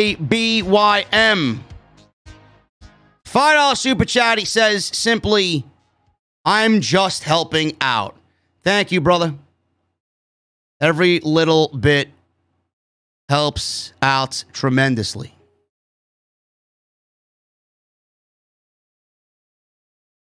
What a night, guys. I always feel my best at the start of the week. Raw makes me feel like shit, but I always feel like I'm at my best when I sit in this chair on Monday night at 11:05. It was a great show tonight. There's legitimately no way anybody can argue with me or refute with me what happened tonight. None. You can say that I'm complaining, I'm crying, I'm negative, I hate watch. I just do what I gotta do, man. If I don't say the shit that I say, nobody will say it.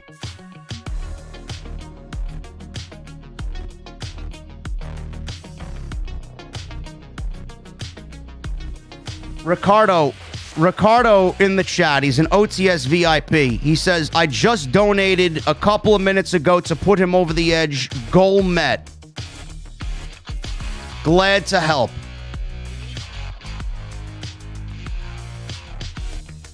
Bro, you guys are gonna make me fucking cry here. What the fuck?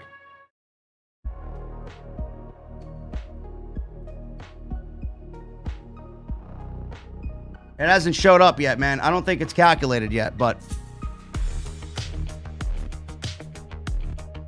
listen, man. It's the power of the podcast, bro. We're a fucking family here. We all love each other here, man. Anybody that shits on what we do, man, clearly this is an indication that we're doing the right thing. Thank you to Edgar. Thank you to Jesse. Thank you to Osakui. Thank you to Ricardo. Lesnar with a $2 and James with a $5 super chat. Thank you so much, guys. I'll be live tomorrow night for NXT 2.0. We'll be live in the venue. I hope it's as successful as last week was. Probably not, but I hope you guys can join me then. I'm about to get out of here, guys. Meet and greet Wednesday.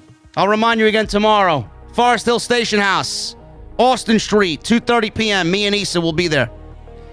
But guys, I'm about to get in the Mustang. I need two things from you right now. Number one, I need those guitar emojis in the chat. And number two, when that music hits, when you hear that guitar solo and the sweet sounds of Pilot, I need that music you're listening to right now on Max. I'll see you guys tomorrow night on NXT 2.0 post show right here on Off the Script. I'll see you guys later.